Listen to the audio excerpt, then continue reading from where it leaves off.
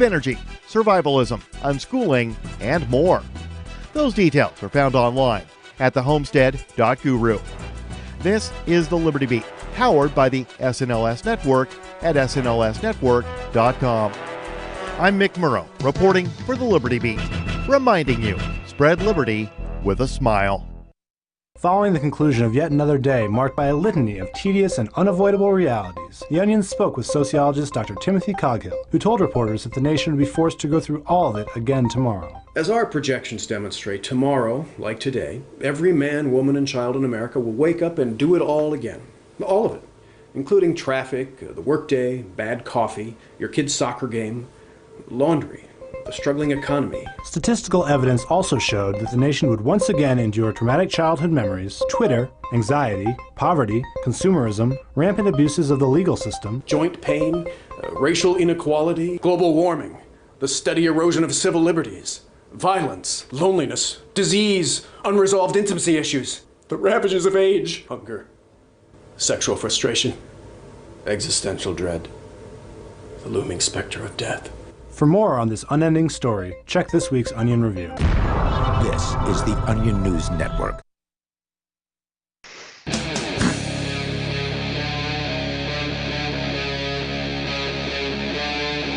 Free Talk Live. It is Free Talk Live, and you are invited to join us here on the radio. The toll-free number is 855-450-FREE like freedom. That's 855-450-3733. Joining you in the studio tonight on this live Saturday edition, it's Ian, Kevin, and Mark. Kevin Kickass. Didn't somebody say that to you recently? So Mark introduced me to your mom? I don't know. No, my mother mom. asked about Kevin, and I said I had introduced him as Captain. But I think his mom heard Right. Kevin. You're Kevin now, son. So now I'm Kevin Kickass. Yeah. So welcome to the program here. We're actually going to start out with a special guest. We don't have guests on very often here on Free Talk Live, but when they do, they're special.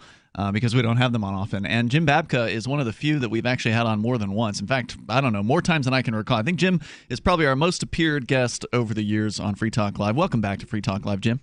It is great to be here. Always good to have you. Jim Babka from DownsizeDC.org. Of course, we've been promoting Downsize DC for, God, what's it been, 15 years, a decade? When did that thing get started? It's been a long time. Summer of 2004. That's right. Yeah. And of course, I was telling these guys, or Captain Kickass, that I think we met during the Harry Brown campaign all the way back in the year 2000. So, Jim Babka has been on board with Free Talk Live pretty much since the beginning. So Mark told me that there's some pretty big news that you've got to announce, and that's why we brought you in here tonight on the biggest show that we do of the week. So what's going on? Well, we've got all three of the bills that we're probably known best for were just introduced in the U.S. Senate.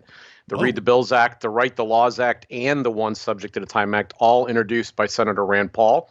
And the One Subject at a Time Act is also introduced in the U.S. House by Russ Polce. Wow. Okay, so give us a breakdown for new listeners. Which ones, tell us about these bills. What do they do? Because I think a lot of people are going to be on board with these ideas. Well, the One Subject at a Time Act is the one that's introduced in both the House and the Senate. It's got multiple sponsors in the House, actually. And it basically says that a bill has to have a clear topic, once limited to one subject, and that everything in the bill must conform to that subject line. And so Americans are going to love that, right? Like, I mean, the whole idea that you Who could be against it besides the politicians 9 and or bureaucrats? 10 things together in one bill, and so if you want the good thing, you got to pass this horrible thing. They do this all the time. They do it constantly. It's a lobbyist trick to shove something. It's a way to pay back cronies to help them get elected. They shove something that cannot pass on its own, that cannot stand on its own feet. They cluster it with something that is sure to pass, right? Or they bury like a military funding it. bill, or the Patriot Act, or it sounds like a pork eliminator, right? Yeah, exactly. And so the One Subject at a Time Act would limit them to one subject. The Read the Bills Act. This is the one that kind of got the most fame a few years back. This bill is this is the most fun one for me because it requires a quorum, which is 50% plus one of the members, to sit and listen to a literal word for word reading the bill before they cast their vote for the bill. Every member that wants to vote yes has to either attend that quorum reading of the bill, or they have to sign an affidavit saying that they've heard the bill read for themselves. And why do we have a quorum, which is 50% plus one? Sit and listen to a full reading of the bill, because the mind will procure what the hiney will endure, and these bills will get a lot shorter and cover fewer topics if they have to sit through it. The bill also has to be posted online for 7 days before they can take their final vote, so that watchdog groups like DownsizeDC.org or talk show hosts like the Free Talk Live gang can go through and say, hey, here is what is actually in this bill, and notify people before it comes up to the vote. That's the Read the Bills Act. So, I mean, I would think that all politicians are already reading all the bills that they would vote on. I mean, it would be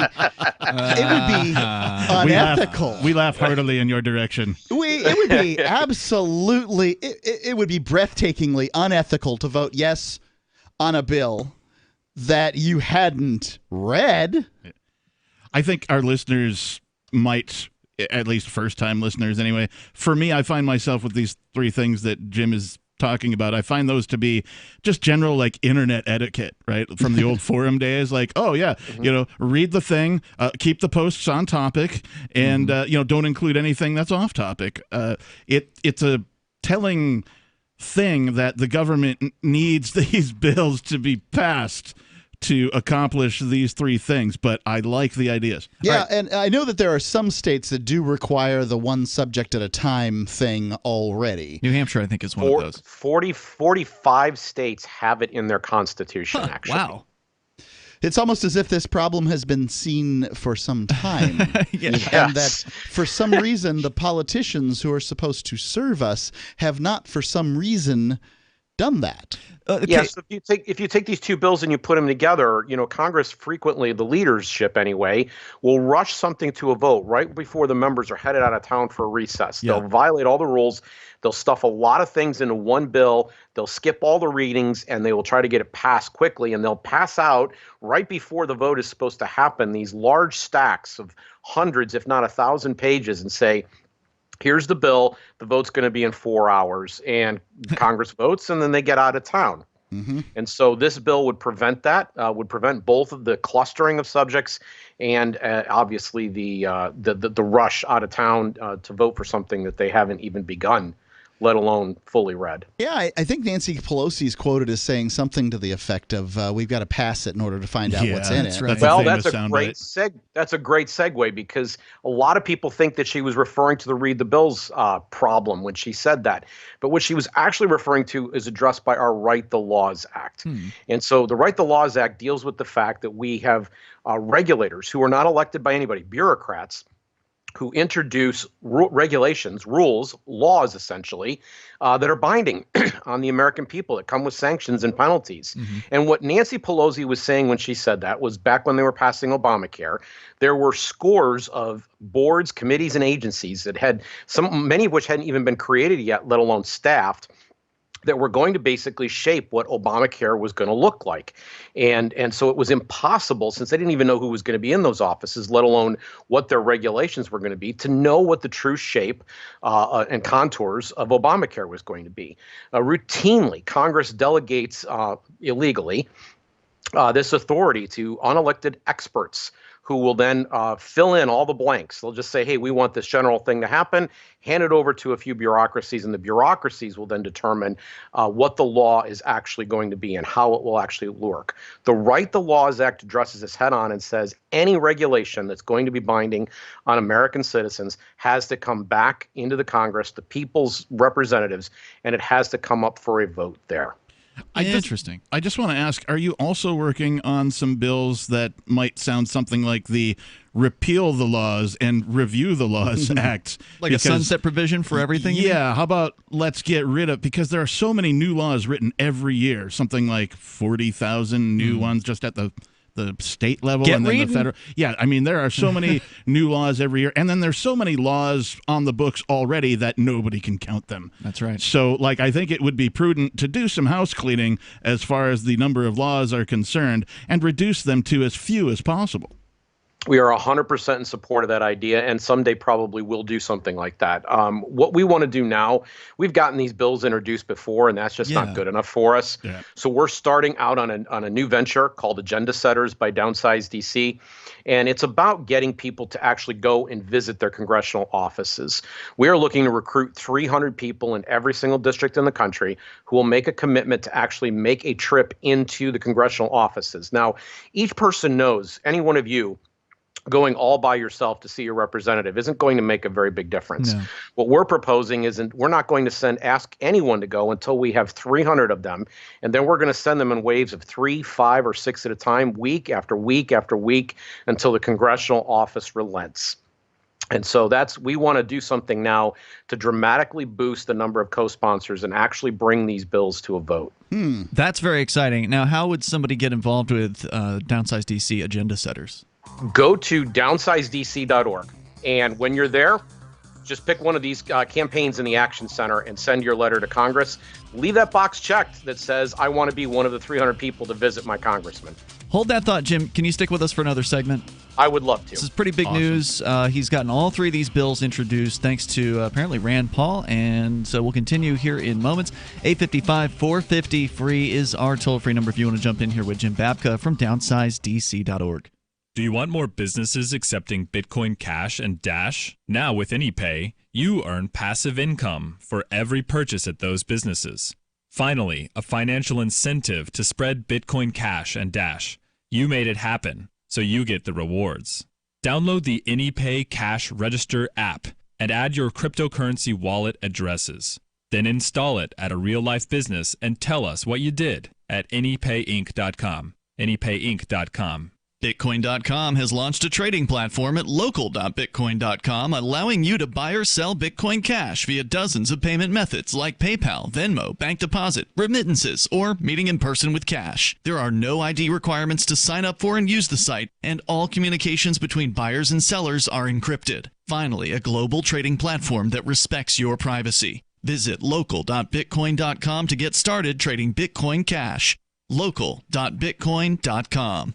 This COVID-19 thing has turned the world upside down. Regardless of what you believe about it, it has changed our lives. But what's not changed is that if you own a business, you need to advertise to reach new customers or clients. Our audience is not the kind to stick their heads in the sand during a crisis. They are fully engaged and more active than ever. Special advertising packages are available to you to help you not just recover, but thrive. Email my sales manager, Matthew at freetalklive.com. The next generation wallet is coming from Divvy. In just a few taps, you'll be able to send, earn, spend, and exchange digital money in seconds. Send money around the globe with only a swipe. Instantly exchange between Divvy, Bitcoin, and fiat right in the mobile app and withdraw directly to your bank account. Divvy already offers the first one-tap solution for earning passive income with crypto. Multi-tiered masternodes allow everyone to partake in the network. Visit DivvyProject.org. DivvyProject.org. Is spreading the message of liberty, cryptocurrency, and peace around the globe worth $2 per month to you? As you may already know, in addition to our internet feed, LRN.FM broadcasts on free-to-air satellite across North and Central America, as well as Sub-Saharan Africa. And we've been available on satellite for free 24/7 since 2010. The LRN.FM free-to-air satellite signal is reaching some of the most oppressive regimes in the world, and there's no doubt our ideas are making an impact. You can learn more about the channel's impact by watching the 3-minute video at fund.lrn.fm. If you'd like to help free minds globally with our ideas of liberty, cryptocurrency, and peace, you can donate as little as $2 per month via fund.lrn.fm. You can help us continue and expand our satellite broadcast to multiple continents. Visit fund.lrn.fm today, and thank you for your help. Don't forget to share the link on social media. That's fund.lrn.fm. If you want to know the latest about Free Talk Live before we go on the air, all you need to decide is how you want it delivered. It's your choice. Visit news.freetalklive.com to receive our usually weekly news updates by email. Plus, we have a Twitter account at twitter.freetalklive.com, and you can follow us on the decentralized Mastodon platform at toot.freetalklive.com. So please follow us at toot.freetalklive.com and sign up for our emails at news.freetalklive.com. So you've signed the Shire Society Declaration and are planning your move to New Hampshire to be around more liberty-oriented people. Next, sign up for the Shire Society Forum at forum.shiresociety.com. There are a bunch of people there who are already in the Shire, and they want to meet you. If you're already in the Shire physically, you should also come by the forums. Remember, not everyone uses Facebook. New people are signing up for the Shire Society Forum every month, so drop in and say hello at forum.shiresociety.com. What's up next? Visit the Liberty Radio Network program guide to find out at shows.lrn.fm. That's shows.lrn.fm.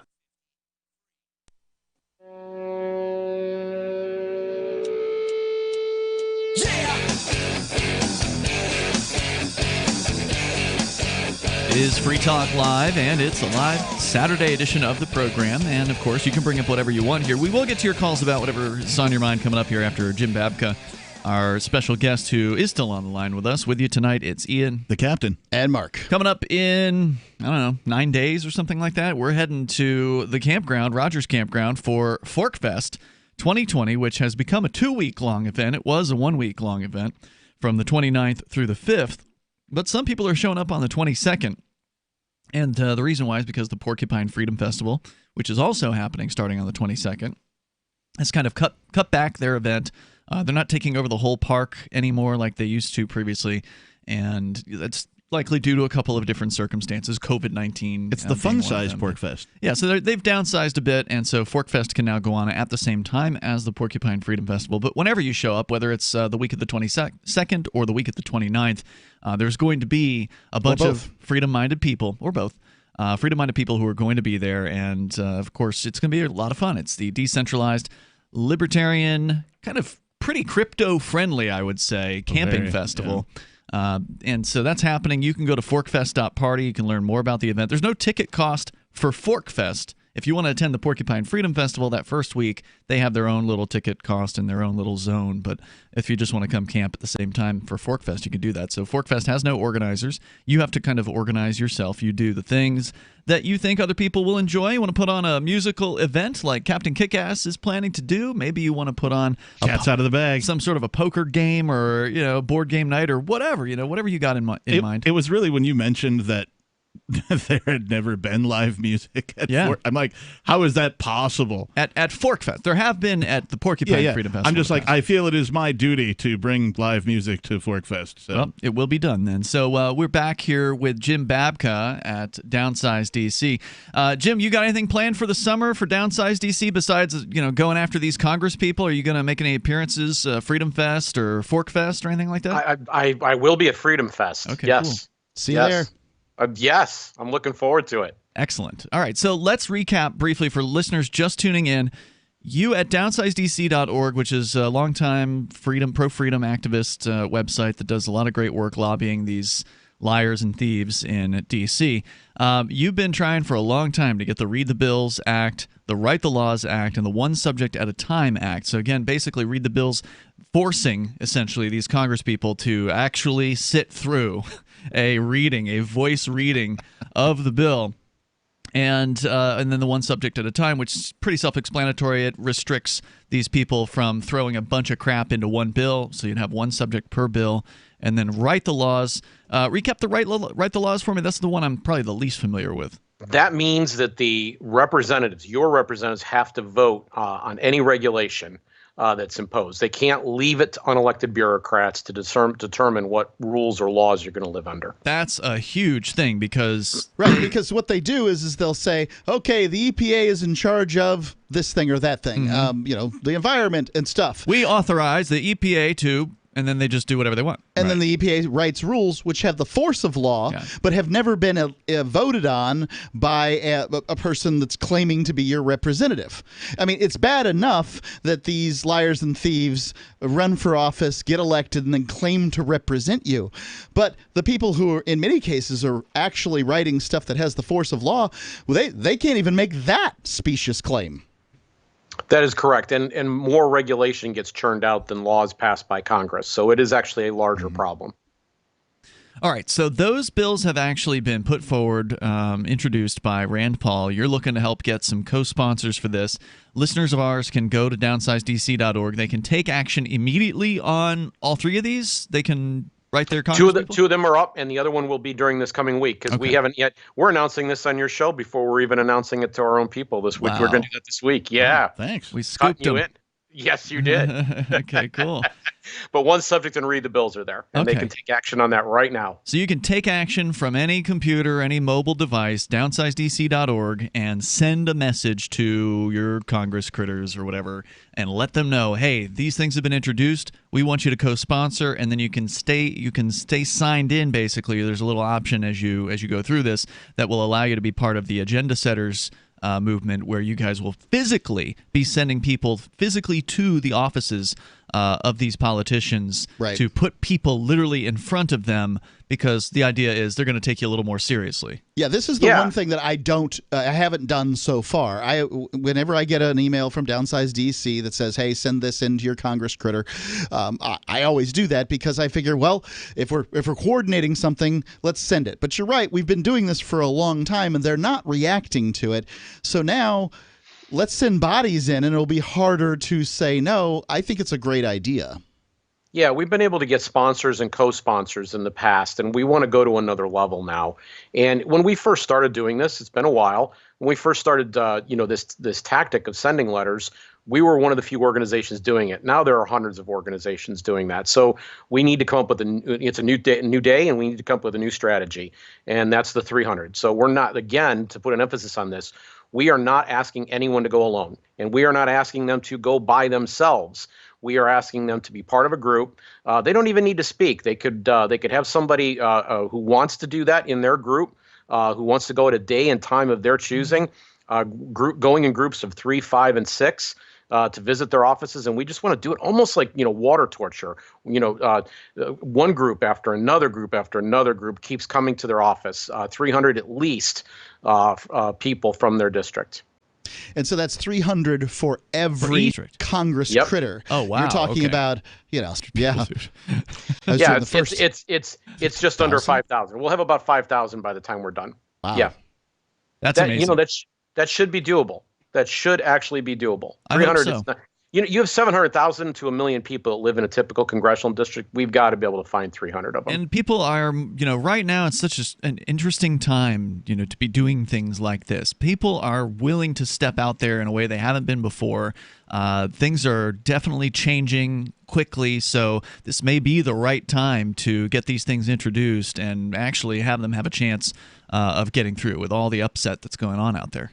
Yeah, and so, one of the things we're going to be doing, the other stuff campaigns that we have there have all been kind of limited to kind of criminal justice reform now. That's the other issue that we're really focusing on. And this coming week, we're going to be getting behind Justin Amash's bill as well. Yes, to end qualified immunity? Yes.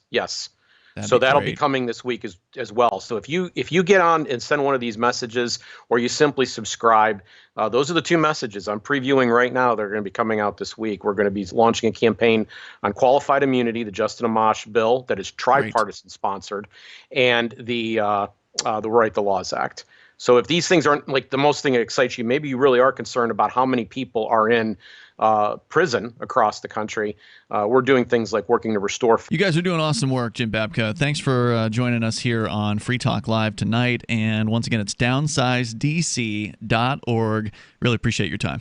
Thanks, guys. See you in Vegas. Yeah, looking forward to it. We got more coming up with your calls and thoughts. Somebody calling in, and hopefully he'll stay on the line here because I definitely want to hear from him. Calling from Seattle. Oh, boy. And I think this is the same guy who called last night. He was inside the Capitol Hill Autonomous Zone, the Chaz. And so we'll it's catchy. Yeah, we'll get into that coming up here. We'll get the latest on what's happening there. Plus, apparently there's been another police shooting, I heard, in Atlanta. If you want to jump in, you can. It's Free Talk Live. Got shaving irritation? Shave Secret shaving oil can help stop it. Shave Secret doesn't cost much and is an all-American product. My name is Chuck Howard, and I developed Shave Secret and pioneered its use starting back in 1991. Ingrown hairs drove me nuts for years. Shaving oil changed all that. Why put up with ingrown hair, bumps, red rash, nicks, and cuts? Shave Secret provides men and women with what we believe is the best shave ever. Our proprietary blend of 100% natural base and essential oils plus a hint of menthol was designed to help eliminate shaving irritations like ingrown hairs, bumps, red rash, nicks, and cuts. We'll lose those shaving irritations. Available at Super Walmart, H-E-B, Wegmans, Giant Eagle, Discount Drug, Navy and Marine Exchanges, Amazon, and ShaveSecret.com. Use the code FTL for Free Talk Live and get a discount. Shave Secret, the best shave ever. Hi, I'm Derek J. I don't want a politician to represent me. To me, government is the idea that one group of people can coerce everyone to comply with an edict or face increasing punishments up to and including death. Despite perhaps the most noble of intentions, the best government services are a far cry from what could be provided for by voluntary interactions. Besides, the people who call themselves the government wage wars and put peaceful people in jail for crimes involving no victims. If Starbucks used some of its money to drop bombs, I wouldn't shop there. So why would I support the American empire? The empire does not require my consent. Derek J's Victimless Crime Spree. Watch it for free and order the Director's Cut DVD at victimlesscrimespree.com. That's victimlesscrimespree.com. The new 4th edition of Healing Our World, The Compassion of Libertarianism, will take your understanding of liberty to a deeper level and has over 1,300 updated references, new cartoons, and a foreword by Dr. Ron Paul. With discounts for multiple book purchases, the 4th edition of Healing Our World is a great gift for the liberals, pragmatists, environmentalists, and Christians in your life who think libertarianism is cold-hearted. Get yours today at healing.freetalklive.com and use promo code FTL for a $5 discount. LRN.FM now has a Discord. Discord is a free text and voice chat platform, and we now have our own server with a bunch of channels at discord.lrn.fm. You can join other listeners as they chat about various things during our live shows, or anytime, day or night. Discord software is available cross-platform, so you can have it on whatever device you want and take your chats anywhere. Join our Discord at discord.lrn.fm. That's discord.lrn.fm. On Free Talk Live, we're bringing people to the ideas of liberty every day. From wrestling superstars like Glenn Jacobs. You guys really are having an impact, I believe. Like I said, a lot of where I am now is due to listening to Free Talk Live. You changed my mind on some very important issues years ago. To random people tuning in on the radio. I was kind of stuck in the left-right paradigm. I heard your show by chance on a Saturday night. From there, I went on, joined the Free State Project, and become an amplifier. So, I mean, that's really the reason why I amp is because I know that if it wasn't for you guys being on as many stations as you are, I never would have found the ideas of liberty. Your amp will directly change more lives by getting Free Talk Live in front of people looking for talk radio online and on the air. When you amp Free Talk Live, you get perks like access to the AMP-only Facebook group and AMP podcast. Visit amp.freetalklive.com. Join the LRN.FM Discord for live chat 24/7 at discord.lrn.fm. That's discord.lrn.fm.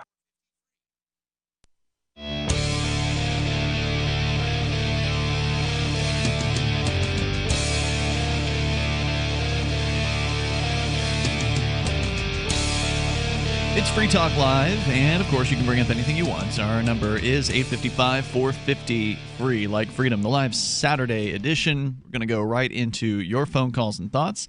And also, do want to make sure that you know about all kinds of cool stuff, including Crypto Vegas. We just talked about Freedom Fest. Mark, you're intending to go to Freedom Fest, and I am as well. And that same weekend, or that weekend after Freedom Fest, there are 2 other events happening, Crypto Vegas and Anarcho Vegas. So if you're going to be in town for Freedom Fest, stick around for these 2 events. You're going to be able to see some great speakers, some of the brightest and most innovative minds in blockchain technology like Juan Galtz, Anastasia Sergeyevna, Lynn Ulbricht, Jim Bell, Elise Sam, Float CEO Kingsley Edwards, and more. That's going to be at Crypto Vegas.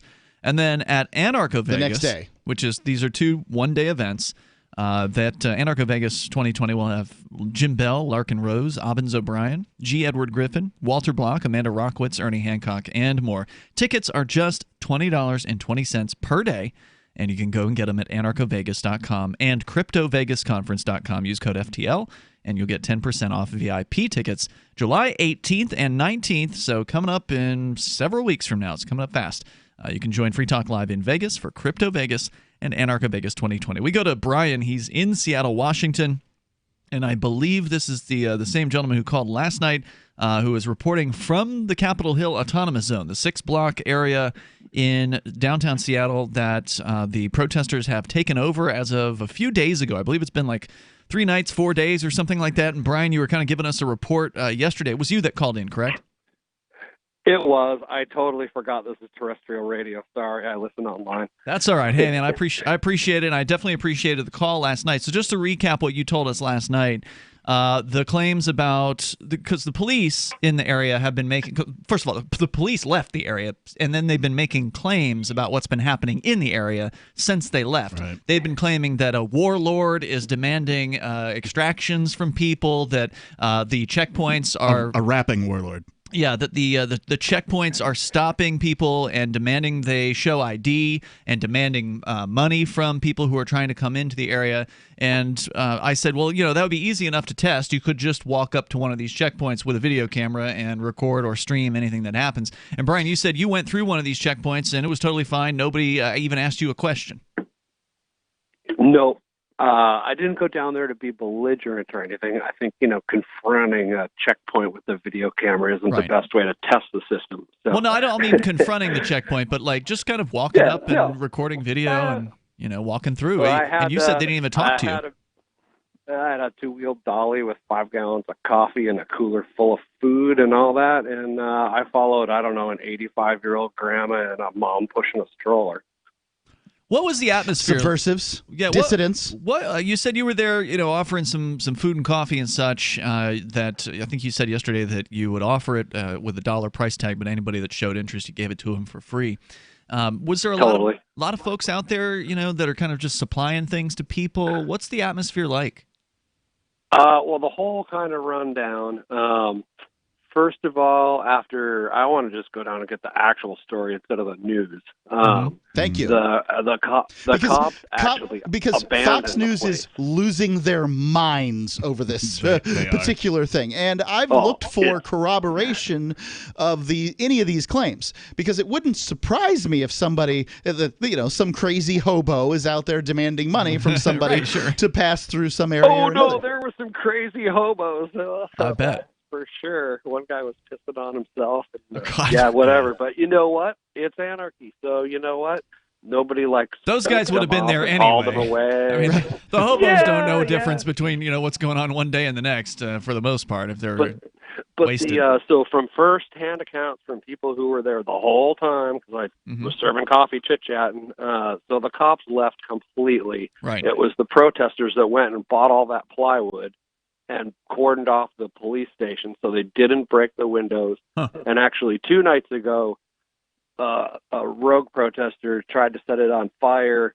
They dragged him off of it and put out the fire. So they want that building for a community center. They don't want anyone touching it. Oh, yeah. And didn't they spray paint over the word police, the word people so it says Seattle People Department? Yeah, it's pretty, their messaging's a little, it's pure anarchy. Everybody's doing their own thing. They are having a daily meeting at 3:00 for that'll be fun. Division into subcommittees and reporting back. They're trying to have a centralized, non-centralized thing, but whatever. I mean, the cops definitely gave up the ground, and who knows if that's so they can come back and have a big show to take it back. Yeah. My cousin that lives an hour south, that's a truck driver, just sent me a message and said the Hells Angels are just passing through like Yelm right now on the way north. So there could be a whole showdown here in about an hour. What do you mean by that? Do you think the Hells Angels are going to try to take some ground? Like what's being suggested by bringing the Hells Angels up? There's a whole thing going around that they're driving up here to go take that back. For the police? Well, they might just take it for themselves. Or for themselves, yeah. Well, my understanding is the Hells Angels dislike Antifa for some reason. Okay. That's my understanding of the situation. I'm not... Which is kind of... Yeah, that's kind of... They're setting it up as like a Hells Angel Antifa square-off. But I would say, like, of the Antifa freaks running around the square was maybe like, I don't know, 3% of the people. Now, how do you identify Antifa? I mean, are they, they waving flags? Oh, red and black gear and patches on their stuff. Okay. And handing out stickers, Well, if it comes to the Antifa versus the Hells Angels, I mean, that ain't going to last very long. The Hells Angels are going to crush those guys. Yeah, I find it difficult the to Seattle believe police that just stand back. Yeah, I find it difficult to believe that would occur. I mean, outlaw biker gangs are generally agorists, right? So unless somebody's throwing a bunch of money at them for some reason to like go and do this as a publicity stunt or something like that, I can't imagine. Well, why not though? I mean, generally outlaw biker gangs are more worried about other outlaw biker gangs. That's kind of the world they live in. But the world of countries is in fact this anarchy that everybody's worried about, right? Like there is no greater law than the state. The state is the organization that claims a monopoly privilege over the use of violence in a given landmass. And when the state has ceded a given piece of land to some other organization of peaceniks, apparently, is the claim here, then why not go take it from them and have it for your own? I guess I hadn't thought about it from that perspective. So perhaps there's something to that. I'd like to inform all these people that there's still time. I have declared myself intergalactic space king, and you may all rush to my my rule, and therefore you can claim me as your king. Captain Kickass, you're from Seattle. It's true. You moved here, what, like a year ago, basically? It's been a little over a year ago. I spent 22 years in Seattle playing in bands and all that stuff. What have you heard from your friends who might have passed through I've the heard Chaz? Basically what Brian has said. There are folks out there. I know people who live in the Chaz. I know people who live and work in the Chaz. I've seen a bunch of social media stuff where they're like, yep, basically anybody can come and go as they please if you need to go to work. Unless you're a cop. The area. I presume. From what I understand, the checkpoints, the purpose of the checkpoints is specifically to keep police out. I don't know that police have attempted to go back in since that's a good question. The quote takeover unquote. But what I have heard they have undercovers. Is that anybody who needs to come and go is free to come and go unmolested by anyone, including police. What if you have a haircut like mine that people always think looks like a cop? And the businesses are still open. So the bar that's in there is still serving, and now you can walk past the magic 3-foot rope out into the actual public with your beer. There's nobody there to open containers legal in the Chaz. See, I leave Seattle and all this fun stuff happens. I miss all the fun. Yeah, and the restaurant serving the pho next door is in no danger of the health inspector busting in and looking for, certificates of passing the online class. Brian, thank you for the update. Keep us in the loop, will you? If you keep hearing more about what's going on, definitely appreciate having somebody on the ground over there to tell us what is really happening. I definitely appreciate the call tonight. The toll-free number is 855-450-FREE if you want to weigh in on the Capitol Hill Autonomous Zone. Also, there's now a call is going out again for mandatory national service. We can talk about that too. Silver has always been nature's very own antibiotic, and only one system allows you to generate an endless supply of natural silver solutions. SilverLungs.com. You'll find no wild claims or pseudoscience, just a lifetime of nano-sized pure silver solutions. The Silver Lungs generator allows you to make your own, so stop paying for silver solutions. The unique lung delivery system targets respiratory infections where other silver solutions simply cannot reach. See the Silver Lungs generator and lung delivery system at SilverLungs.com. That's SilverLungs.com. If you have diabetes and you're on Medicare, Medicaid, or have private insurance, you may qualify for a new continuous glucose monitor. Managing your diabetes is crucial to your health. The new CGM can automatically and easily help you manage your diabetes more effectively. And by using a CGM, you can eliminate the one thing most people with diabetes dislike the most: finger sticks. Now you can automatically manage your diabetes and end the painful finger sticks. Solara Medical Supplies makes it simple for you to have a new CGM. We'll do all the insurance paperwork for you and deliver the newest in diabetic care technology right to your door. Take charge of your diabetes today with the help of a new continuous glucose monitor. Call now to learn more. 800-547-5331. 800-547-5331. 800-547-5331. That's 800-547-5331. Are you afraid to go to the mailbox because of letter after letter from the IRS? Are they stacking on more and more penalties and interest? By now, you know the problem won't go away on its own. Don't let the IRS chase you to your grave with penalties and interest and liens and levies. You need real help now. I'm Dan Pilla. I wrote the book on tax debt settlement, and I help thousands of people solve tax problems they thought couldn't be solved. I can help you too. Call 800-34-NO-TAX or go to my website, danpilla.com. That's danpilla.com. danpilla.com. The Free State Project has reached its goal of 20,000 liberty lovers who've pledged to move to New Hampshire and get active to achieve liberty in our lifetime. Perhaps you're trying to figure out what part of New Hampshire should be your destination.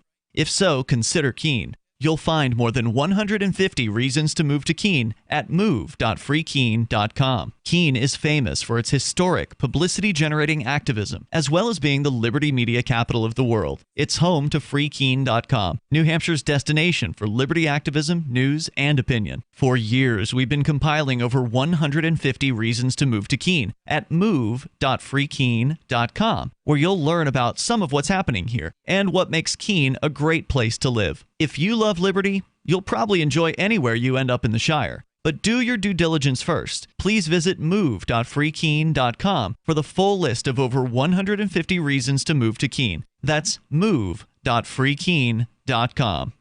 The LRN.FM social media channels have been revamped. We've eliminated Facebook and focused on other platforms like Twitter and Mastodon, the decentralized alternative to Twitter. On our accounts, you'll find posts from multiple LRN.FM show hosts together in one place. Follow us on Twitter at twitter.lrn.fm, or better yet, move to the decentralized Mastodon social media platform at toot.lrn.fm, toot.lrn.fm. I think you'll like it. Cell 411 is a free app for Android and iOS that replaces government-controlled 911.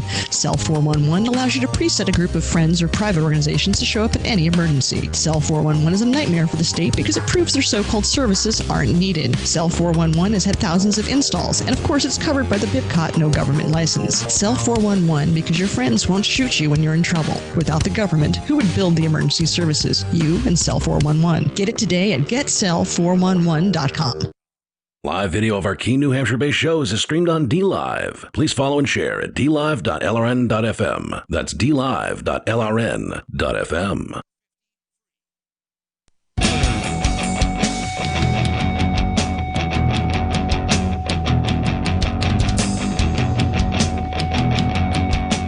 It's Free Talk Live, the live Saturday edition of the show. We're here. We'll take your calls, your thoughts about whatever you want to discuss, and the number is 855-450, free like freedom. By the way, I want to say thank you to the real Jay Freeville for being a Free Talk Live Gold Amplifier. He is supporting the show for $10 a month. The AMP program allows you to do that for as little as $5 a month, so he's doing twice what we ask, and definitely appreciate it. Thank you, Jay. You can go and become an amplifier. And AMP stands for Advertise, Market, and Promote. That's what we do with the funds that come in. You can become an amplifier over at amp.freetalklive.com. That's ampamp.freetalklive.com. You will get some perks. One of those perks is we will shout out to you if you opt in. You don't, by default, you kind of are anonymous as far as, you know, we only want to say thank you if you want to be thanked, right? Publicly. We believe in privacy here exactly, on Free Talk Live. Exactly. So if you want to join the AMP program, you get some cool perks and you help Free Talk Live. Over at amp.freetalklive.com, you can use PayPal, credit card, or Bitcoin BTC. As we go back to your calls and thoughts, we've been sort of getting an update on a guy calling from Seattle who actually went into the Capitol Hill Autonomous Zone, had no issues whatsoever getting in. had a nice, peaceful time chatting with people about a variety of different things. No police anywhere to be seen, which means that it's now open container in the streets of the Capitol Hill Autonomous Zone, which is awesome. And so we're going to continue with more of your calls and thoughts. Eric is on the line in New Orleans, listening to WGSO. Go ahead, Eric. Yeah, hey, guys, thanks for taking my call. Sure. Hey, I just wanted to mention about the autonomous zone. In 2020, I don't know what's going to happen next. But, I think what a lot of people are going to start seeing happening in the next maybe year or coming years is kind of how the government handled the whole BLM matter out there in the West with the cattle, the matter over the cattle grazing rights and so on. Yeah, before you go on, Management, right. I did not realize this at this very moment. The Bureau of Land Management is the BLM, as is Black Lives Matter. Huh. Are they going to sue each other like the WWF, the World Wildlife Fund? Fine time. Well, I think what's going to start happening is in the future, you're going to start seeing people getting arrested. Not necessarily, police are going to start knocking down their door, but people are going to get pulled over. They're going to forget all about what they did in 2020, and all of a sudden they're going to have felony warrants for them for all kind of things, very serious crimes. And that's exactly what happened with the BLM guys. Those guys, they didn't go storm their farm. They waited and waited and waited. When they got on an airplane, they got picked up.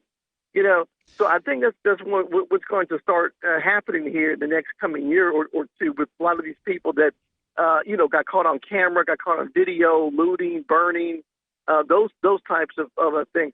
And then just another thing I just wanted to mention was, I think these people, I think a lot of them are well-meaning, but if they're focused on the police, they're wasting their time because the real problem is in the courts. The police can arrest you all day long. Okay, it matters what happened in court. The prosecutors, the judges, and that's where the real power and that's where the real abuses occur. I mean, the judges are going to kneel on somebody's neck, but you know what? I've come to learn, and especially here in this city, and I'm sure it happens in every city, that there's all kind of behind the scenes, wheeling and dealing that goes on, things that never make it into the official record of someone's case, for example, whether it's a criminal case or civil case. And there's all these other influences that affect the cases. And I mean, I could give you example after example that happened here.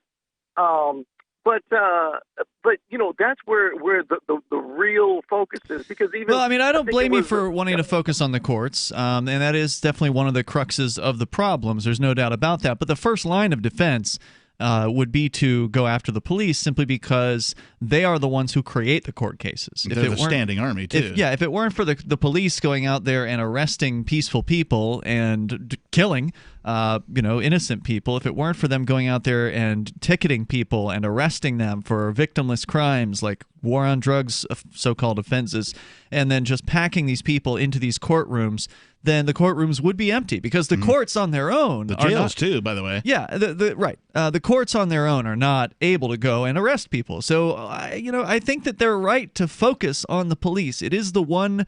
It's one aspect of the system that is they're the foreground guard, right? Like they're the ones who are enforcing these laws. They're the tip of the spear, and I don't think that anyone would really argue that part. Yeah. I mean, I think you should know your rights when it comes to court, but the odds that the court system is going to be shut down over this seems less likely than whatever police reforms may come to play.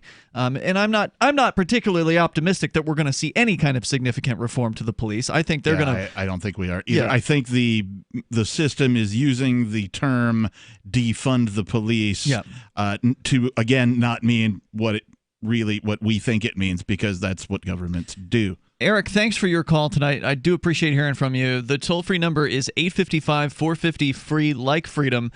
People are really frustrated. I was just out at another Black Lives Matter event here in Keene. This one was a little smaller than the one they had a week ago, or maybe a week and a half ago, where there were maybe 500 to 700. There's probably like 300 to 400 people at this one, but it was a great event. It was a lot of people from the area. A couple of young black girls spoke first, and then they opened the microphone up to anyone who wanted to come up and speak. And I think that's the best way. That's awesome. To do that kind of an event.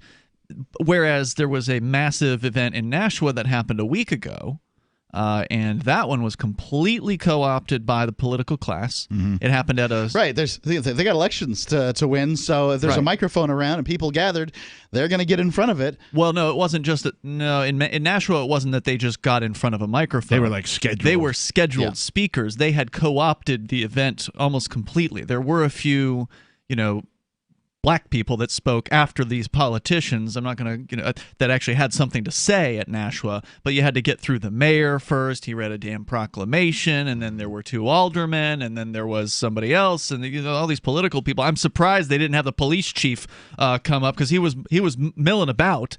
And so one of the things that I liked at Keene today was there was no politicians. It was all the young activists who put this thing on. I love it when there's no politicians. Yeah. Well, I mean, if I will say this, I did recognize a couple politicians that were in the audience, but they didn't speak. They just had masks on. Gross. And did their thing or whatever.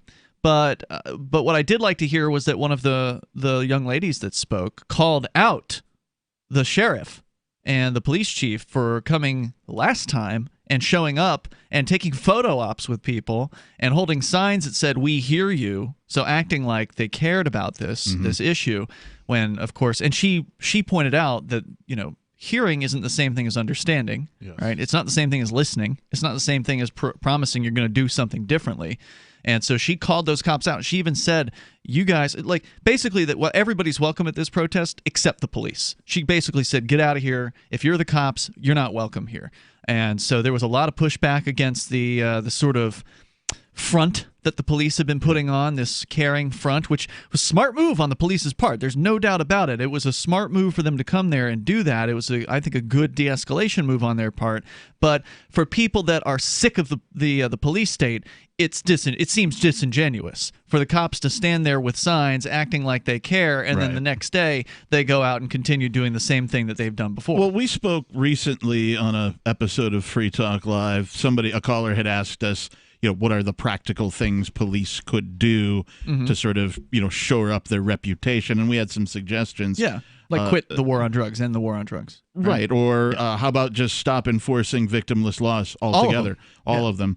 Another thing that they might consider is actually protecting and serving the people instead of protecting and serving the politicians.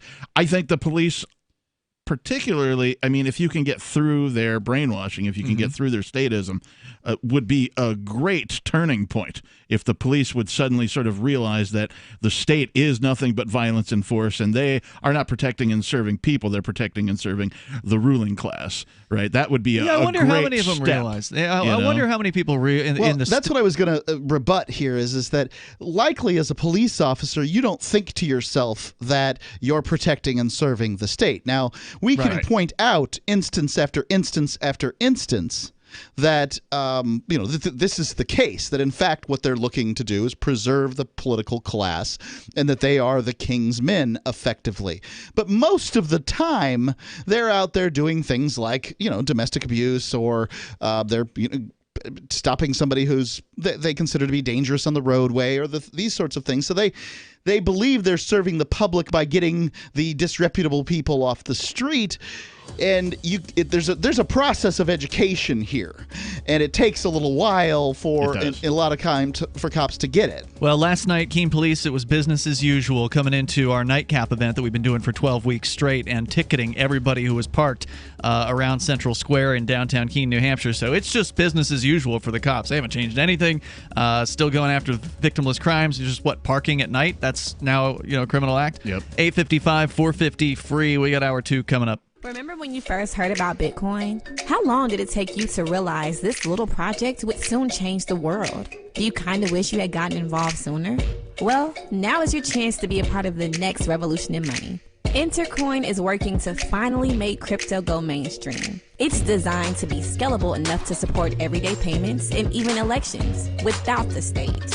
Bitcoin was originally supposed to be a peer-to-peer cash system, the way we would all pay one another without having to trust any third party. But instead, over time, it mostly became a store of value. That's because every 10 minutes, the Bitcoin network must put all transactions into a block, and that block can only hold so much. If crypto is to become mainstream, for people to use it for everyday payments, we need a new architecture, one that is as secure as Bitcoin while being far more scalable. Check out intercoin.org to find out more and maybe pick up some of those coins for yourself.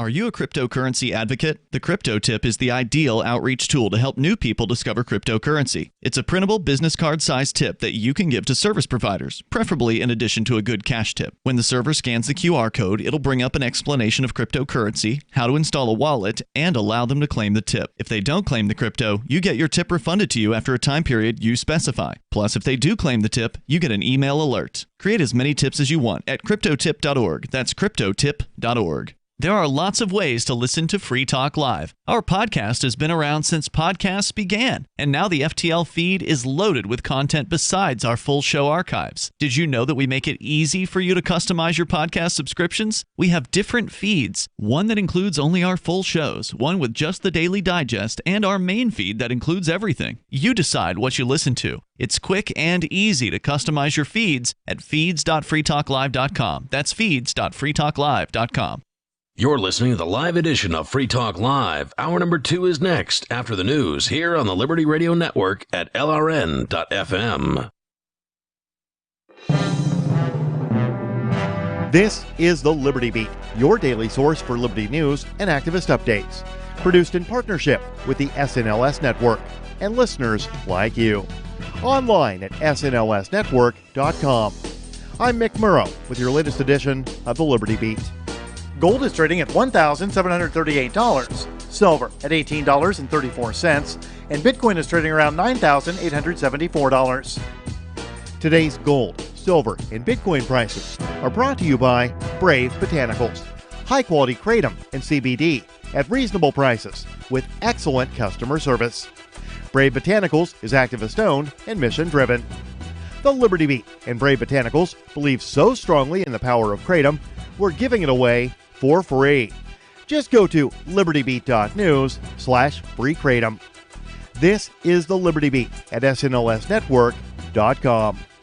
In the news, conflicting reports about COVID-19 have sprung from both official and non-official sources. On Tuesday, Maria Van Kerkhove, PhD of the World Health Organization, caused a firestorm of reactions from health experts across the globe after declaring in a press briefing that transmission of COVID-19 via asymptomatic individuals is very rare. Minpress News reports that less than a day later, Kerkhove was compelled to walk her statements back, clarifying that in essence, no one really knows. The harshest criticisms to the WHO's comments came mostly from the mainstream press, while the scientific community itself seemed more reserved, and in some cases, concurred. Professor Keith Neal, Emeritus Professor of the Epidemiology of Infectious Diseases at the University of Nottingham, conceded that the role asymptomatic transmission plays in the total number of new infections remains unclear, but symptomatic people are responsible for most of the new infections of COVID-19. Ever wonder where we find all the news to report right here on the Liberty Beat? Visit snls.news to get the world's most censored media published all in one place. Save yourself from the endless time spent searching for reliable alternative media. SNLS News makes it quick and easy. No ads, no clickbait, just raw headlines, 24 hours a day. Visit snls.news and get informed today without the corporate media spin. Your news now continues. Last week, a West Virginia law imposing strict reporting requirements for all asset forfeitures in the state went into effect. Enactment of the bill takes the first step that could lead to substantial reforms, including closing a federal loophole that allows police to bypass strict state asset forfeiture laws. Activist Post reports a bipartisan coalition of 2 Republicans and 1 Democrat introduced the House bill in February. The new law requires law enforcement agencies to report extensive details about asset forfeitures in the state, including the type and value of property seized and whether someone was charged with a crime when the property was forfeited. It also requires reporting on federal equitable sharing. Under the law, the information will be compiled on a publicly available website. After police in Seattle, Washington retreated from the Capitol Hill neighborhood, Protesters took over the abandoned regime precinct and erected barricades to mark an autonomous zone for several blocks around it.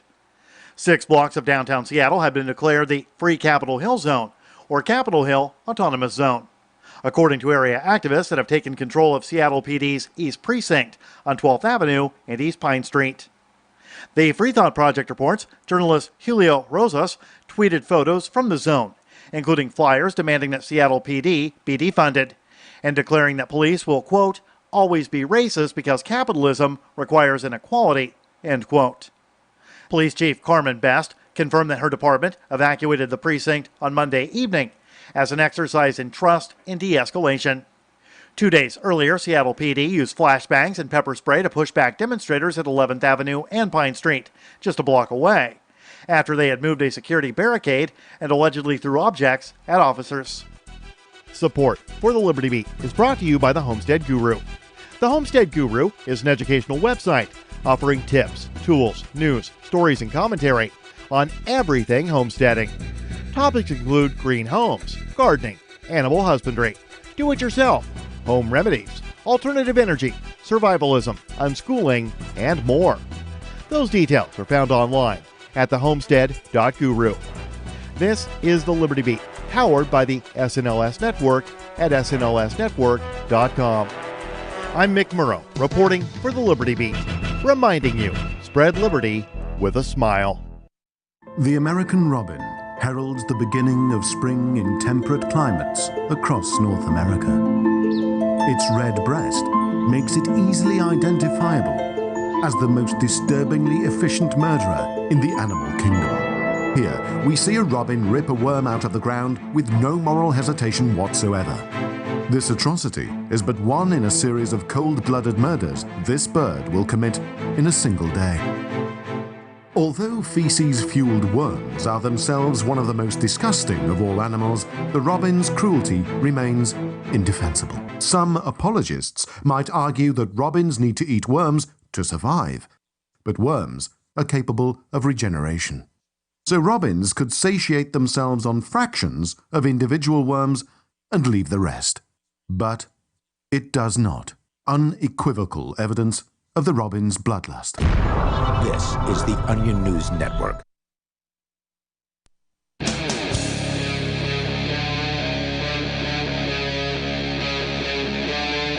Free Talk Live.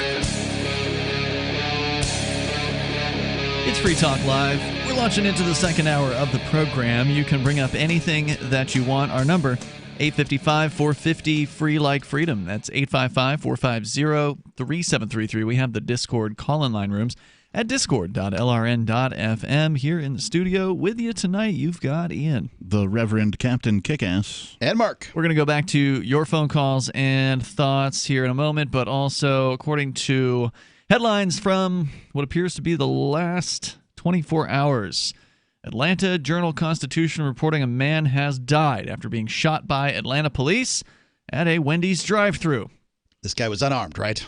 I think so, but I have not gotten the details on the story. I mean, I hope he wasn't going to Wendy's with, guns blazing. No, a 27-year-old man was shot and killed by Atlanta police Friday evening during a struggle in a Wendy's drive-thru line that was captured on video. By Saturday afternoon, Police Chief Erica Shields had resigned her position, and the Atlanta mayor called for the officer who fired the fatal shots to be terminated. The incident began about 10:30 outside of a fast food chain on University Avenue. Officers were called to the restaurant after receiving a complaint about a man asleep in his vehicle. What is the complaint about? You got a guy asleep in his vehicle. That's not some. Who calls the police? Is that a Karen thing? Would Karen even call the police on a guy sleeping in a vehicle? Law enforcement does not like vagrants at all. Yeah. And they consider sleeping in your car an act of vagrancy. Yeah. Now, whether or not it is in the letter of the law, a whole different thing. But generally speaking, if you just go and park your car somewhere and fall asleep, expect to get harassed by the man. Oh, okay. I see. They're saying here he was. It almost sounds like he was in the line at the drive-thru. Okay, I could see that could be a problem if that was the case. So he fell asleep at the drive-thru. Forced other customers to go around his car to get their food at the window. The man, Atlanta That's an issue. Resident Rayshard Brooks, was given a field sobriety test, which no reason to shoot the guy. He reportedly failed the field sobriety test. Miles said, this is spokesperson, I think, for the police. Yeah, anyway, a quote, after failing the test, the officers attempted to place the male subject into custody. During the arrest, he resisted and a struggle ensued. The officer deployed a taser. According to police, Brooks managed to take the taser away from the officer before being shot. He was taken to the hospital where he later died. Cell phone video captured by Wendy's customer appears to show two officers struggling with the man in the parking lot. He appeared to be running away from them when he was fatally shot. Oh, you bastard. So this cop shot this guy in the back, and now he's dead. Just disgusting. I just can't like the whole, shot in the back thing. Look, I get that the fleeing felon rules and whatever that case may be, that it's legal, but it is pretty distasteful. I mean, your first clue should have been when the taser didn't work that, you might have to consider a different approach with this particular person. Yes, I'm watching the video here, and this guy is definitely a fighter, right? Like he's fighting two cops. Well, yeah, they just tased him, so he's going to defend himself, right? Well, and he's a big guy. He manages to fight off two cops, gets the taser out of one of their hands, and then starts to book it out of there. And I guess it is at that point that one of the cops blasts him. And yes, it was a white cop, and yes, it was a black guy. Well, we'll see if Atlanta survives the night tonight after this one. There was a story yesterday too of you knew it wasn't going to take long, right? After George Floyd, you knew it was only a matter of going to be a couple weeks or a few weeks before somebody else is going to get shot. Yet another person. There was a story yesterday from Los Angeles, L.A. sheriffs shoot dead an unarmed black man, 62, in his living room, saying he, quote, reached for the deputy's gun, but his fiancée says he was turning away from the officers when they killed him. In his 60s. 62-year-old. Yeah, it was a domestic dispute. Oh, God. And, yeah, it went horribly wrong. The dude was completely unarmed, so there's no reason to shoot the man. They claimed that he was going for the gun. The fiancé is like, no, that's not what happened. Well, they usually came in, gave him the business, and he tried to fight him off a little bit, and so they shot him. So this is important to note, is that officers' guns usually are not it's not the kind of thing. It's not like the Old West where you've got a piece of leather and a peacemaker just sits in it and anybody can grab it out. There's ways to draw these things that are special, and you have to kind of know what you're doing. Otherwise, you're just going to pull on the guy's belt effectively. So going for a gun isn't that meaningful for most departments. Right. So let's go to the phones, to your calls and thoughts. Jerome is on the line in Charleston, South Carolina, listening to WTMA. Go ahead, Jerome. Hey, I feel like such a Debbie Downer, but I got to bring this up because I saw a story this week about Sean Hannity, and he's divorcing his wife, and guess what? He's going with another woman at Fox. I mean, don't they have enough sex scandals at Fox? You got Roger Ailes chasing reporters around his desk. You got why does anybody care about what politicians, who they bang or who they're having sex? Talk show host. Politician, but yeah. Hey, he would be if he could. Yeah, what's the point of caring about that? Hey, what about Bill Clinton? I mean, they were bringing up Bill Clinton from 20 years ago, and now look what they got. Huh? Well, you're not wrong that these people are hypocrites. I mean, you're not wrong that these conservative talk show hosts, they'll find all kinds of problems with what the people on the left do, but when Rush Limbaugh gets busted for taking an S-ton of pills recreationally, when Sean Hannity is, possibly cheating on his wife or whatever, then, look the other way. Hey, and what about Trump? He's dating, wink, wink, porn stars, and you know how they like to get down. So, but his number one supporter, the one guy that gets up in the rally and says, yeah, this is my man here. Old Sean Hannity, he divorces his wife of 20-something years, dumps her and the kids, and picks up with Ainsley. Is the new girl? Sounds like he's been listening to Tom Likas. Yeah, is the new girl younger? You've got to dump that bitch. She's 43. He's like 60, so does that make her younger? Yeah, I got to share your concerns with this, Captain Kickass. I just don't care what these people do in their personal lives, and that's one of the biggest distractions, and I think it's gotten you caught up, Jerome. I mean, you're not wrong in your critique, I don't think, necessarily, that these people are hypocrites, but there's no end to the hypocrisy of human beings, and you can catch the lefties in hypocrisy, and you can catch the righties in plenty of all hypocrisy. All day, all night. Yeah, and you could really just become obsessed with finding the personal issues that these people have, and what good does it do? Let me ask you a question. Yeah. Let me ask you a question. Who do you think had a bigger guffaw, belly laugh, Bill Clinton or Hillary, when they found out good old true blue American red, white, and blue Mr. Family Man, Sean Hannity, is divorcing his wife and going with some home-wrecking chippy from Fox named I don't know if they care. Don't care. I don't know. Well, he asked, what do we think the Clintons thought about it? I don't know if they even are paying attention to that. Like, why would they be? He just hung up. Why would they be paying attention to the personal lives of some guy on the television? Sometimes Jerome is interesting. I just didn't find any. That was a weak call from Jerome. I agree with you there. Sorry, bro. No.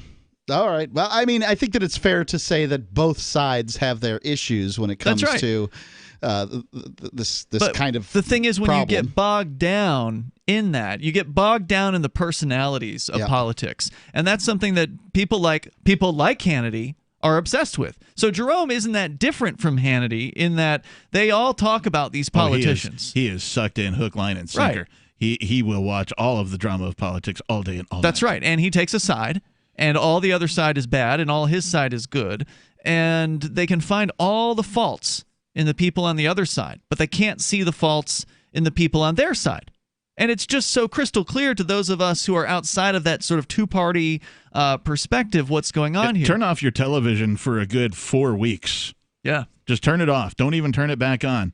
Get all your news from the internet only. Right? Hey, what about the radio, man? Oh, well, listen to radio, of course. Yeah, obviously. I said turn off your television, not your... That's true. Yeah. Get into the issues. Look at what are the issues being talked about? What are the ins and the outs of the issues? Not the people, not the personalities, because there's always going to be faults with people. You're never going to find that perfect person or the great man to lead you into the future or whatever. 855-450-FREE is our toll-free number if you want to comment on the latest police shooting or whatever's on your mind. It's Free Talk Live. The next generation wallet is coming from Divvy. In just a few taps, you'll be able to send, earn, spend, and exchange digital money in seconds. Send money around the globe with only a swipe. Instantly exchange between Divvy, Bitcoin, and fiat right in the mobile app and withdraw directly to your bank account. Divvy already offers the first one-tap solution for earning passive income with crypto. Multi-tiered masternodes allow everyone to partake in the network. Visit DivvyProject.org. DivvyProject.org. Did you know you can support freedom of speech just by visiting shop.freetalklive.com? You'll see links to Walmart, Love Java, Newegg, and more. Every day, Free Talk Live is at the forefront of the liberty movement as the biggest liberty-oriented talk show in the world, giving you a platform to be heard on any topic. Get listener-only specials without doing anything other than an extra click. Visit shop.freetalklive.com. Use the links and buy what you'd be buying anyway. Take action now. Save and support freedom. Visit shop.freetalklive.com. It's shop.freetalklive.com. Saddle up. It's new Dynavite for horses. They're always on the move, always eating, grazing 17 to 20 hours a day. In their natural state, they eat only grass. Picture a pasture or a plain. The nice big pasture that's very green. The grasses and the different plants. That's your basic forage. I don't think there's anywhere on the planet where you have consistent, healthy pasture all year. So we start supplementing with the hay and the grain. The grain has a lot of sugars in it, and the hay, the dried out hay, loses a lot of nutrients. Curing under the sun, it loses about 80% of the beta-carotene, omega-3s, and vitamin E. So Ed has figured out how to freeze-dry the greenness in the grass. I said, why don't I make a supplement that's as close to healthy pasture as I could get? All of the nutrients that are lost when the grass becomes the hay. I like Dynavite. It's simple, it's straightforward. My horses get what they need. I can see immediate results. Check out new Dynavite for horses at Dynavite.com. It doesn't take much, just one little scoop. I get my Dynavite from DINOVIPE.com. This is Michael Dean from the Freedom Fiends. I've run websites since 1996 and have used over a dozen web hosts in that time. AgristHosting.com is the only one that hasn't broken my heart. Agrist Hosting's uptime and service is stellar, and their DDoS mitigation is the best I've seen. That's important because if you tell the truth in this world, you'll ruffle feathers. And some people will try dirty tricks to silence your voice. No matter what the haters hit us with, Agrist Hosting keeps our websites online. If you have a mission-critical commercial presence or a world-changing activism site, you cannot tolerate any skullduggery. So go with AgristHosting.com. Have a WordPress or blog site, but you're not satisfied with performance or uptime? Or just want raw hosting? Want to pay with Bitcoin? Agrist Hosting specializes in high-performance hosting with personalized service. Go to AgristHosting.com and click on the button that says Get Hosted. That's AgristHosting.com. What if you want to hear the latest episode of Free Talk Live, but all you have is your phone, you forgot to download our archive, and you have no data connection? You can call our Listen line at 641-793-0191. That's a long-distance number, so you may incur charges. If not, listen as long as you want. 641-793-0191. The Free Talk Live Listen line, 641-793-0191. Do you want more businesses accepting Bitcoin Cash and Dash? Now with AnyPay, you earn passive income for every purchase at those businesses. Finally, a financial incentive to spread Bitcoin Cash and Dash. You made it happen, so you get the rewards.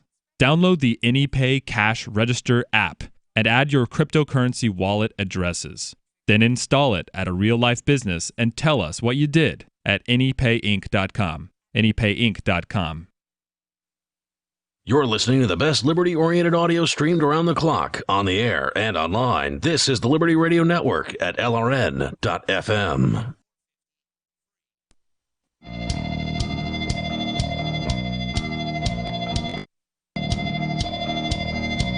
It's Free Talk Live. You bring up whatever you want. Take control of the airwaves here. Our number, 855-450, free like freedom. That's 855-450-3733. We have the Discord call-in line rooms at discord.lrn.fm. In the studio with you tonight, you've got Ian, the captain, and Mark.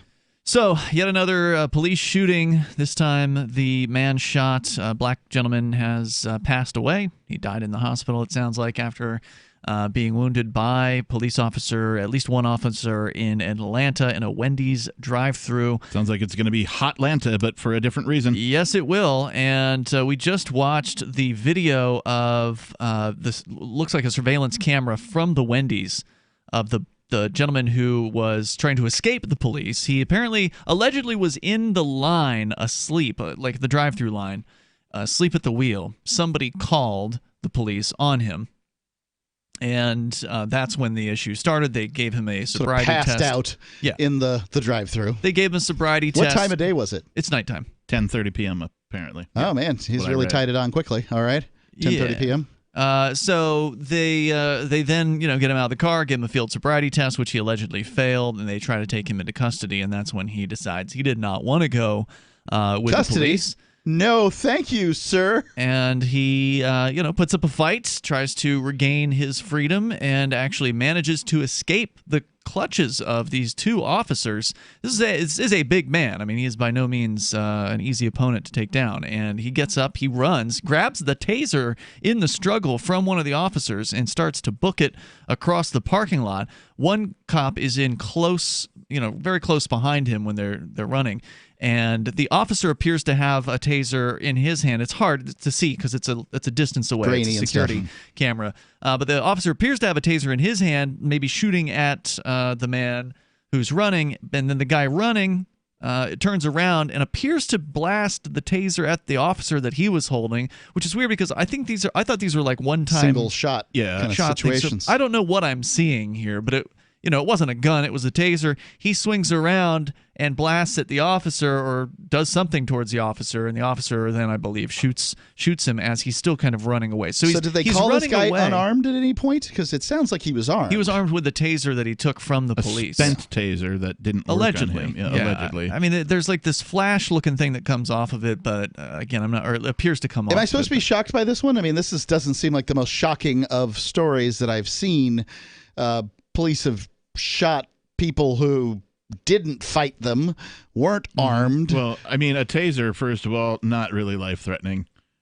No. Yeah, I don't mean, think maybe in an extreme circumstance. But yeah, and this guy was running away. I mean, I understand that he did turn back towards the officer, but that is because the officer was, like, getting within an arm's length's reach of him. Not quite, but he was, maybe a body's length away from him. Didn't they shoot Tamir Rice in like 3 seconds? The kid that had an airsoft pistol, a toy pistol in the his park hand in Ohio or whatever. Yeah. I mean, it sounds like this guy had a lot more than 3 seconds to comply. It sounds like he was, something altered in some way. I don't know. Yeah, I mean, he's not the perfect victim. He's certainly there's not. no doubt about that. But I don't think But somebody right needs now, to be who shot. knows? I don't think somebody needs to be shot to death So- because they, try to get away. So first of all, where's the victim in this? Is there a victim? There isn't. It sounds somebody like he had punched to a few drive. cops. Somebody had to drive around. Well, you can't call them a victim because they were trying to aggress against him. No, in that not case. if they were called by Wendy's to act as agents to remove somebody from their property who was parked in Well, we don't know who called. Okay, so we don't know who called. Could have been one of the other customers who called on this guy. Somebody who was annoyed that they couldn't, I don't think it really matters who called. If you were you're Wendy's, parked in a you shouldn't drive-through call. line. You shouldn't call the cops on your customers. Okay, this guy wanted to buy some Wendy's. It was late at night. He was probably a little 10:30. drunk. Yeah, he was a little drunk. And something else. And something else? Just guessing. Okay, could be. But anyway, I've seen people pass out at the wheel before. It's something that if you're way too wasted, that's going to happen, especially if you're just We don't sitting even there. know. I mean, was he just tired? Did he have a hard day at work that day? Could have been. Could have been. These are all things that And we you don't could know. you could not pass the sobriety check if you're too tired. Yes, right. Like absolutely. you could definitely not pass the sobriety check in that case. So I don't know. We're jumping to the conclusion that he was drinking or something else, as you suggested, Mark. But if you've got a guy who is your customer or your intended customer sitting in your parking lot, I would think you would want to go and try to talk to him first before you'd call the police on him. I mean, he's not being belligerent. He's just passed out. Yeah.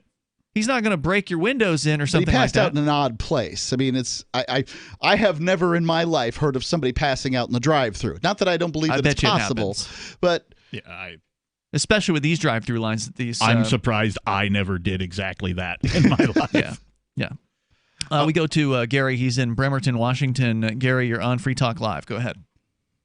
Yeah, how you doing, guys? Hey, what's on your mind? What's up, Gary? Well, it's kind of hard to find an argument on this, but I'll find one. All right. Have you guys ever watched any old Jimmy Cagney or Humphrey Bogart movies from the 40s, 30s?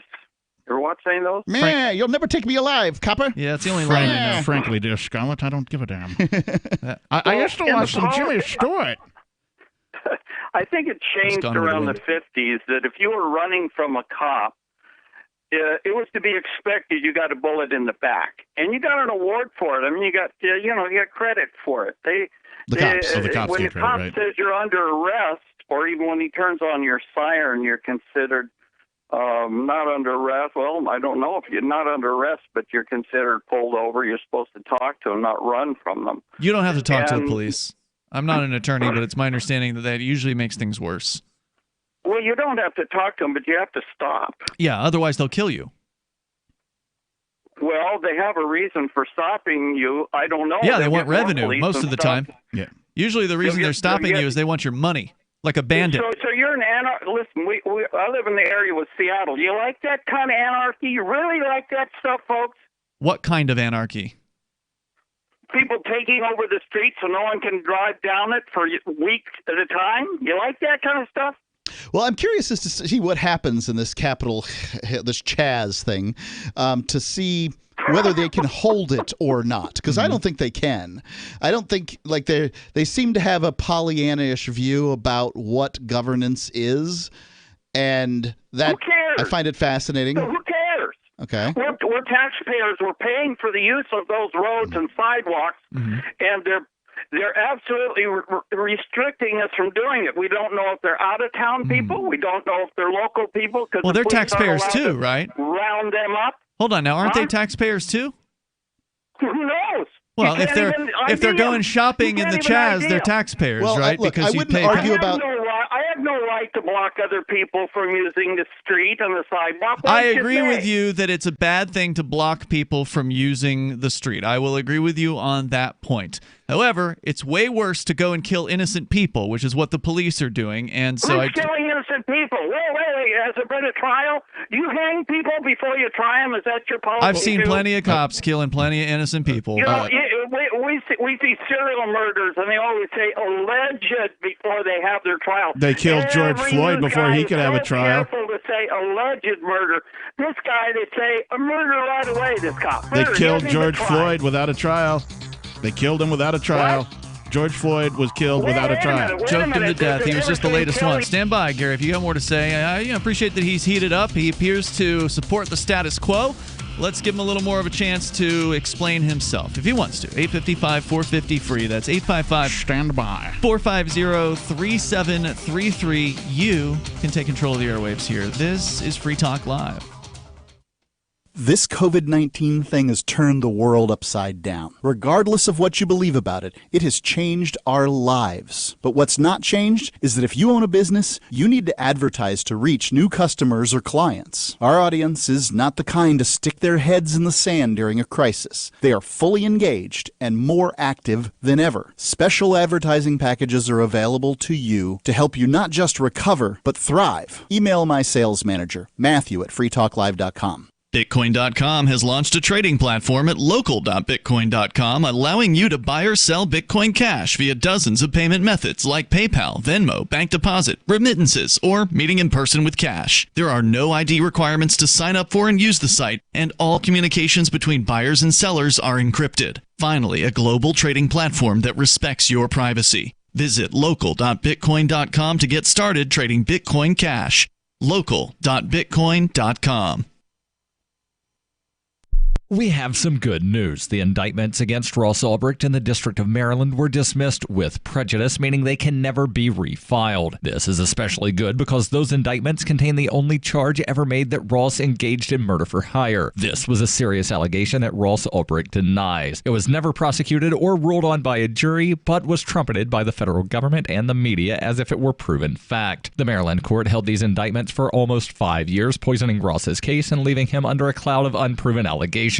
As explained in Ross's appeal to the Supreme Court, the fact that the judge used these allegations to give Ross a draconian sentence of double life without parole violated his Sixth Amendment right to a jury trial. Judges are required to issue sentences based on convictions decided by a jury, not unproven allegations never even charged at trial. Although this is a positive development, the dropped indictment will not set Ross free. Now, a presidential pardon is Ross's only hope of freedom. Sign the petition at freeross.org. freeross.org. How many lawyers does it take to change a light bulb? None. They'd rather keep their clients in the dark. There are too many lawyer jokes to count. However, there are some lawyers with more noble intentions.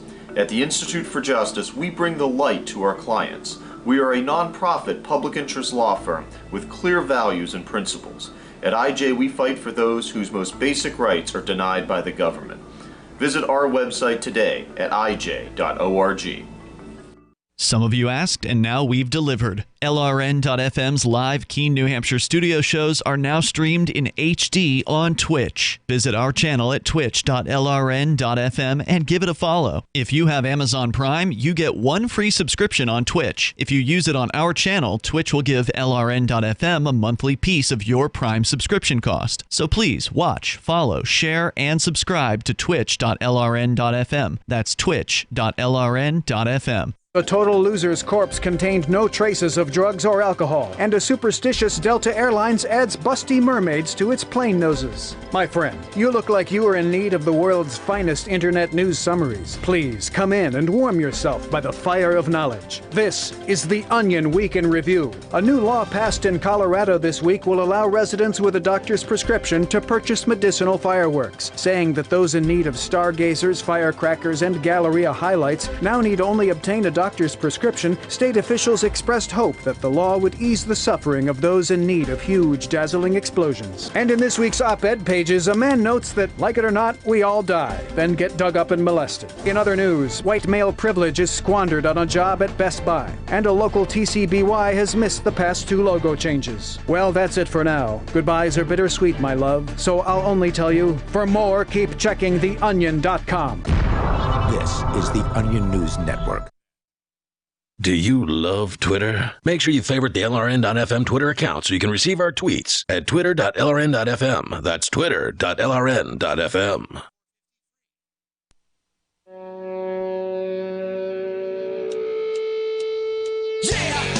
It's Free Talk live Saturday edition of the show. As always, you're invited to join us here.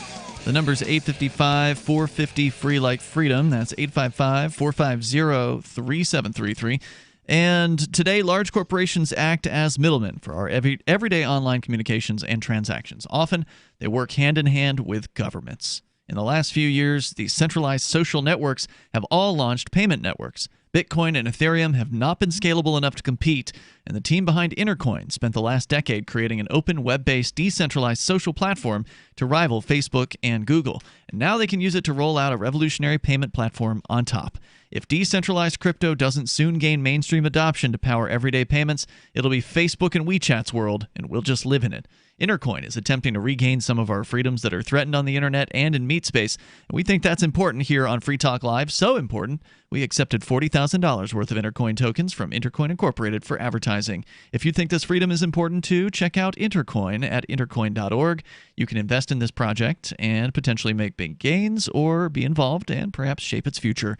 Intercoin.org. We go back to Gary in Bremerton, Washington. It sounds like Gary is fired up about nearby Seattle, where there's 6 blocks of the city that have been taken over by a number of the people who maybe they live there, maybe some came in from the outside, but it's calling itself the Capitol Hill Autonomous Zone. It's been there for most of the last several days. A week or so? Not quite a week. From what I understand, the police left on Monday, and I believe they took it over the following day. The police department has been relabeled the Seattle People's Department, and there's been a bunch of barricades put up. And Gary, actually, they used the police's own barricades. Oh, isn't that nice? Yeah. So, Gary, you sound like you're frustrated, and I do agree with you to the point that I don't think traffic should be prohibited to go through. I don't like it when protesters block people from going to the places that they want to go, so I'll agree with you that far. But on the other hand, I do think it's very interesting watching this unusual pushback against the continually rising police state. And it sounds to me like you aren't really concerned about that, the police state aspect. Nope, not a bit. There's not enough police state as far as I'm concerned. You think there needs to be more cops? Well, this is actually the second occupation of Seattle. First one was the homeless mess that they still have over there. Yeah. And I stopped going over there and seeing friends. I don't spend a penny over in Seattle. I don't even go for the games anymore. And I know other folks. 2 people took their cars over there, got them totally smashed and stuff, just trying to get stuff out of them. They broke their back window, they broke their side window, trying to get their belongings or look for it in there. They won't take their cars over anymore. I don't know, Seattle, what they're doing, but going to drive good people and businesses out. That's all this is going to accomplish. But you said you want to see more police? You don't think there's enough of a police state in the United States? Oh, no, there isn't, no. No. So what would make you feel better? Like, what do you want to see happen? What's failing to be done? They could have started with fire hoses when they were looting. I mean, I would have shot a lot of them, but then they could have used the slippery foam, and they could have used dogs, and they could have used a lot of deterrents. They have audio sound deterrents too, but they weren't allowed to use any of them. In Portland, the police wanted to use just city dump trucks or something to block the streets and help protect the businesses, and the mayor said no. No. Okay? Yeah. This is what you like? You like anarchy? No. Wait a second. I'm interested in what's going on, but I'd like to point out to you that what's been like, this didn't just happen in a vacuum. Didn't suddenly bang. We got a problem with the police. King is when it started. It started with Rodney King. Okay. Remember that down in L.A.? Oh, yeah. This has been festering all this time. Mm-hmm. Yep. It's socialism and Marxism that's taught in the schools. Do you support what happened to Rodney King? Do you support killing Rodney King? He wasn't killed. Oh, he wasn't. I'm sorry. Well, let's get back to more recent. Well, he said he wanted more of a police state, so maybe he wanted to kill Rodney King. Hold on. Like, there's not two sides to this. This is what I think I'm confused on here. Is you're acting like I'm a socialist because I, have some concerns about perhaps our tax money is being used too much on these bloated police departments. I mean, after government school, it's the government cops that cost any community the most money. Now, I lived in a community for 12 years that had no police, and things were fine. You broke into a house there, and you would find little bitty holes in you very quickly. Well, if you break into this house, you might find that too. Agreed. But I'm not breaking into your house. There's the police cost is minuscule compared to the taxes on my property for the schools. Minuscule. Well, I mean, it's a fraction, sure. Because it pays also the ambulances. It pays a lot of other things that the city taxes you for. So, I tell you what, there's a way your police force wouldn't cost you hardly anything. Tell me about Have you heard of the sheriffs? The sheriffs are one of the only organized police organizations in the world I know of that can actually hire posse. Ohio had 2,000 posse people. Didn't cost him a dime except for some coffee and some insurance, and you had to screen them. And they used their cars, their boats, their helicopters, their equipment, along with the sheriff's deputy to enforce things when they need it. So there's ways of doing it. But will they do that? No. That's because the police unions will not go for it in this area. Yeah, that's true. And that's a problem. Like, you're not going to have a problem if you don't grow the police force. You won't have a problem with police unions, right? So you're saying that you actually have a problem with the police. They're just not doing the things you want them to do the way you want them to do it. I have a problem with the unions and everywhere stepping in between, including education, including the police. Sheriff Arpaio was able to do it down there in Arizona. Sheriff Arpaio is known for having an absolutely terrifying jail in which he kept people in inhumane conditions. So to cite him as somebody who is, somebody to look up to, that man's a thug. Why do you find that funny? That's not true, by the way. That's not true? You've actually spent time in Tent City down there under Arpaio's reign? I did not go down there. You ate the moldy bologna sandwiches? Go to the jails. Huh? I stay away from jails. They took the coffee away from them. Oh, okay. You're probably a white guy, right? Because, they made them wear the pink underwear so that they wouldn't sell it and be able to barter it and, get rid of it and stuff. Yeah. So, it must be nice to be able to go into Joe Arpaio's territory and not get arrested because, you don't meet the qualifications for what he's likely looking for to arrest, do you? They also buried indigent people that didn't have a home. They didn't know who they were. They did that for the county. They did a lot of things. Yeah, they kept people out in the sun. They kept people outdoors. You're whitewashing what they did. They kept people outdoors in the hot sun in this tent prison that he had. Huh? Look, I don't get into jail. Do you like to spend time in jail? No, I don't think anybody likes to spend time in jails, Gary. But the thing is, when you have a police state, you, in some cases, can't avoid being put in jail because, well, if you care about freedom and you stand up against these thug cops for what they've done, they're going to target you.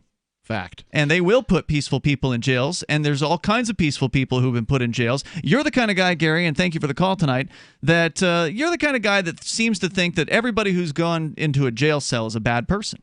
By virtue of the fact that you are in jail, you must have done something wrong. And that's not true. There's all kinds of people who've never harmed another human being. Most people in jail are probably in there for a nonviolent drug offense. Victimless crime. At least those are some older numbers. I haven't looked for this year or anything like that. But that's definitely true in federal prison. Yeah. And look, you don't get a smaller government by growing it. And it doesn't matter. Like, this is the Republican conundrum, okay?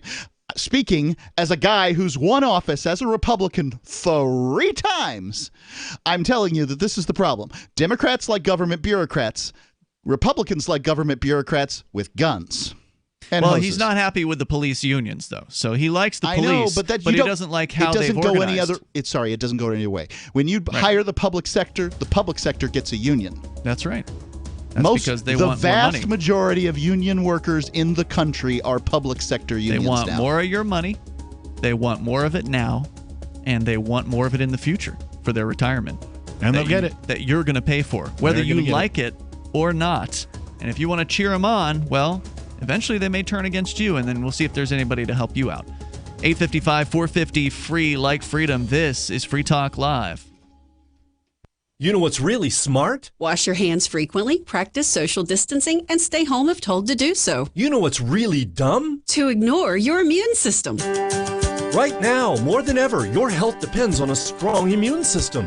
The experts at Immunicorp will give you their 7-step guide to immunity for life, free. Why? Because we want you to be smart and healthy. Simply call 800-446-3063 or click immunityforlife.com. Immunicorp has been producing the world's leading immune system products for more than 2 decades. To get your free 7-step guide to immunity for life, call 800-446-3063. 800-446-3063. Be smart. Don't ignore your immune system. Your life depends on it. Call 800-446-3063 or click immunityforlife.com. Immunityforlife.com. This is a pandemic survival alert, and the most time-sensitive messages you will hear this year. You still have time to plant a 1-acre crisis garden and secure a supply of your own nutrient-dense food. But time is running out, and it's one deadline you don't want to miss. Who should plant a crisis garden? Individuals, families, churches, communities, anyone or any group that sees hard times ahead. Let's face it, even the mainline media is talking about food supply disruptions and the growing number of grocery store workers who are becoming sick. But there's more. Meatpacking plants are closing, mile-long lines at food pantries, and more farmers now in financial trouble. The truth is, growing nutrient-dense vegetables this summer may be the single most important thing you do. Go to survivalseedbank.com and watch the new video to understand what we're really up against. Get free bonus seeds, special quarantine reports too. Don't wait, every minute counts. Go to survivalseedbank.com. That's survivalseedbank.com. Hey guys, Mark Claire here, lionsofliberty.com, where we strive to advance the ideas of liberty daily. We bring you the Morning Roar. That's right, every Monday to Friday we'll have a brand new edition of the Morning Roar, where we provide a roundup of some news stories that you may not find in the mainstream media or even in your typical social media newsfeed. We find stories that relate to the ideas of liberty and provide you with our liberty perspective on them. Every Monday, we have our longest-running feature, Mondays with Murray, named after the great libertarian Murray Rothbard, where we'll examine an article or an excerpt from his works and help convey his view, along with our little spin as well. We wrap it all up every Friday with Felony Friday, where our own John Odermatt goes out and takes a look at some sort of felony. There's felonies committed every day, you know, whether it's a felony committed by the police, a politician, or even an average citizen. You can find all of this and so much more over at lionsofliberty.com. Advancing the ideas of liberty daily.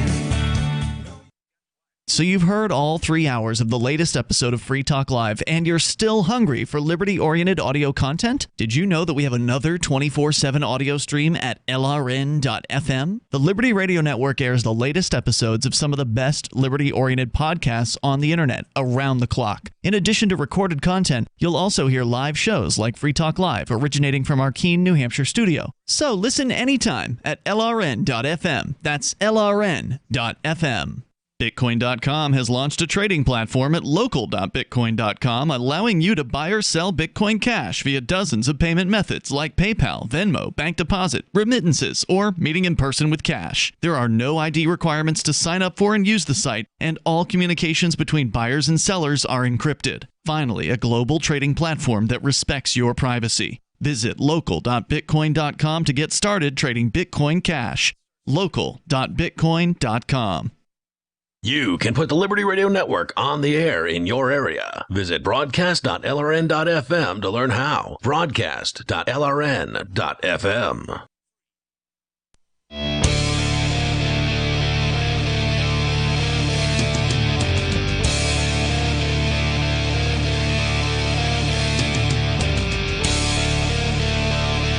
Talk Live. You dial in toll free, and you can bring up what you want here. As we continue, we'll take your calls and thoughts. Our number is 855-450-FREE like freedom. That's 855-450-3733. I want to invite you to Bitcoin.com. You want to learn about cryptocurrency? It's a great place to go and get started. Or if you're not so new, if you're an old school experienced crypto user, you might appreciate their news website at news.bitcoin.com. There's so many different features at Bitcoin.com. I can't even begin to tell you all of them. They've got games that you can play. They've got an exchange for people outside of the United States. There's local.bitcoin.com that allows people around the planet to buy and sell Bitcoin Cash. Ways to buy Bitcoin with a credit card. Bitcoin right. Cash with a credit card. Ways to buy, ways to hold your. They got a wallet. They've got a wallet. That's true. Whatever you need. So go to local.bitcoin.com. You can buy and sell Bitcoin Cash, or just go to bitcoin.com to get started learning about Bitcoin and other cryptocurrency like Bitcoin Cash. We go back to your calls and thoughts here. Well, first up, Tim is in Texarkana. Tim, you're on Free Talk Live. Go ahead. How you doing? Hey, Tim. Good. What's on your mind? I'm from Texarkana, Texas. Excellent. I originally am from New Hampshire, Hampton Beach. I listened to your last caller, and I heard his cries, and a lot I agree, and a lot I don't. Okay. I listen to you guys all the time. I can't help it. I don't agree with a lot of your stuff. It's hard to agree with everything we say. No, but there is a lot that you do say that is right. Mm-hmm. There is a lot of bad, corrupt police. Oh yeah. I'm a truck driver. Back in New Hampshire. Thank you. Back when I was in New Hampshire, I was running Maine to California, running blueberries out of Maine over to California and then produce back. Okay. Nowadays, I'm pretty local, Texas, Arkansas, and whatnot. And I just happened to be working on a vehicle today and heard about listening to you guys. I heard about this 27-year-old over in Atlanta. Mm-hmm. The guy who was shot while attempting to escape the police who were trying to arrest him for being drunk in his car, or allegedly drunk in his car. And fighting. Well, he was arrested. That's when he fought. Because obviously he failed the sobriety test. Well, that doesn't mean that he's drunk. It could mean that he's just out of it. That's a possibility. He could have bad eyesight. You all made the implication. You all made the implication other two. So Mark said that. He was speculating. Come on, let's be real. Let's be real. I'd guess that the guy was altered. I drive tractor trailer. I have called 911. I can't even count the times. One time in Maine, coming up 95, a pickup truck's going all over through Portland. There, it's 3, 4, 5 lanes one way.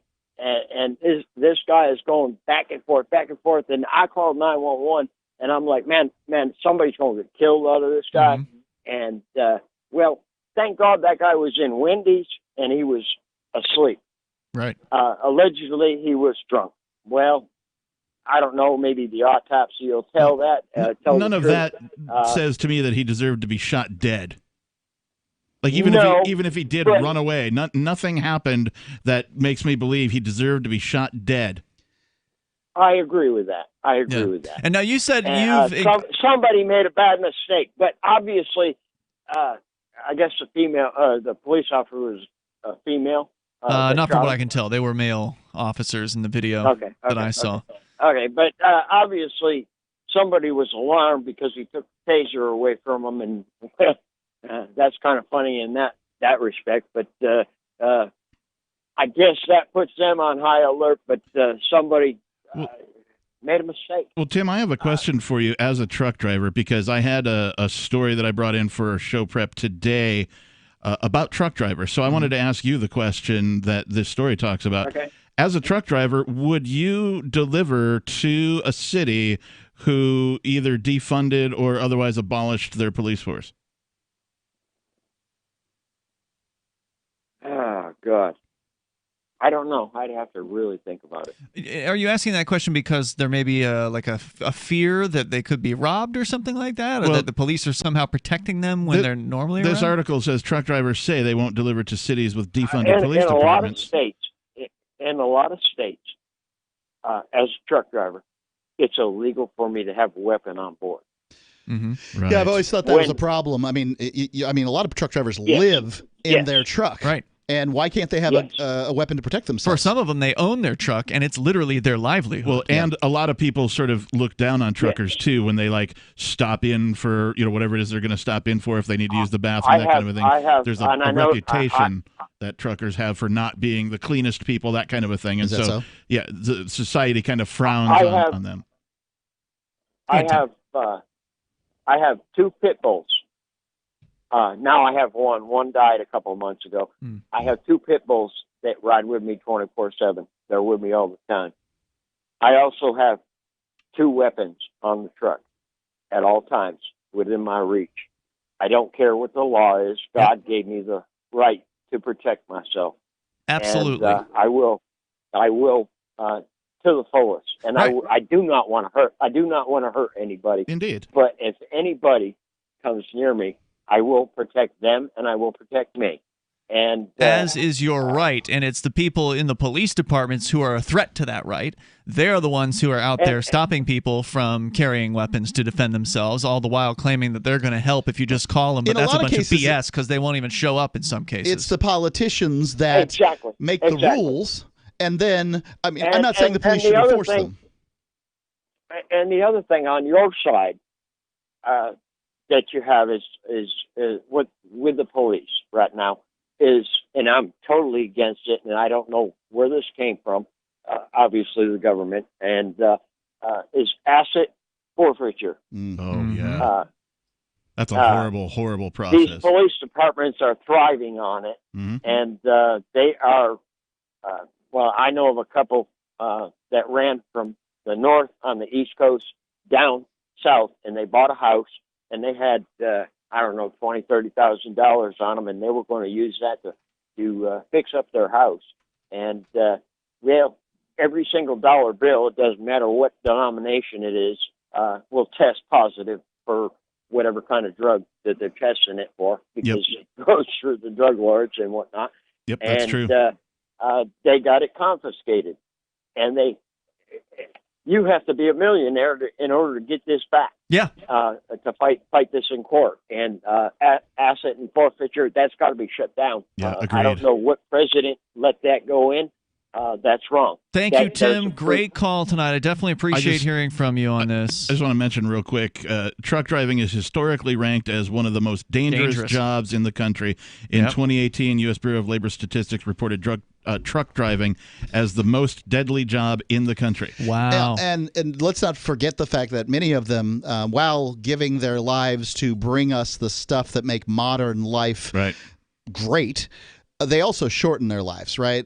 Because they don't eat the best. Yeah, well, it's a sedentary job. Right, they're on their fanny instead of their feet all the time. They're, they're diners the truck drivers go to aren't known for their big, delicious salads, right?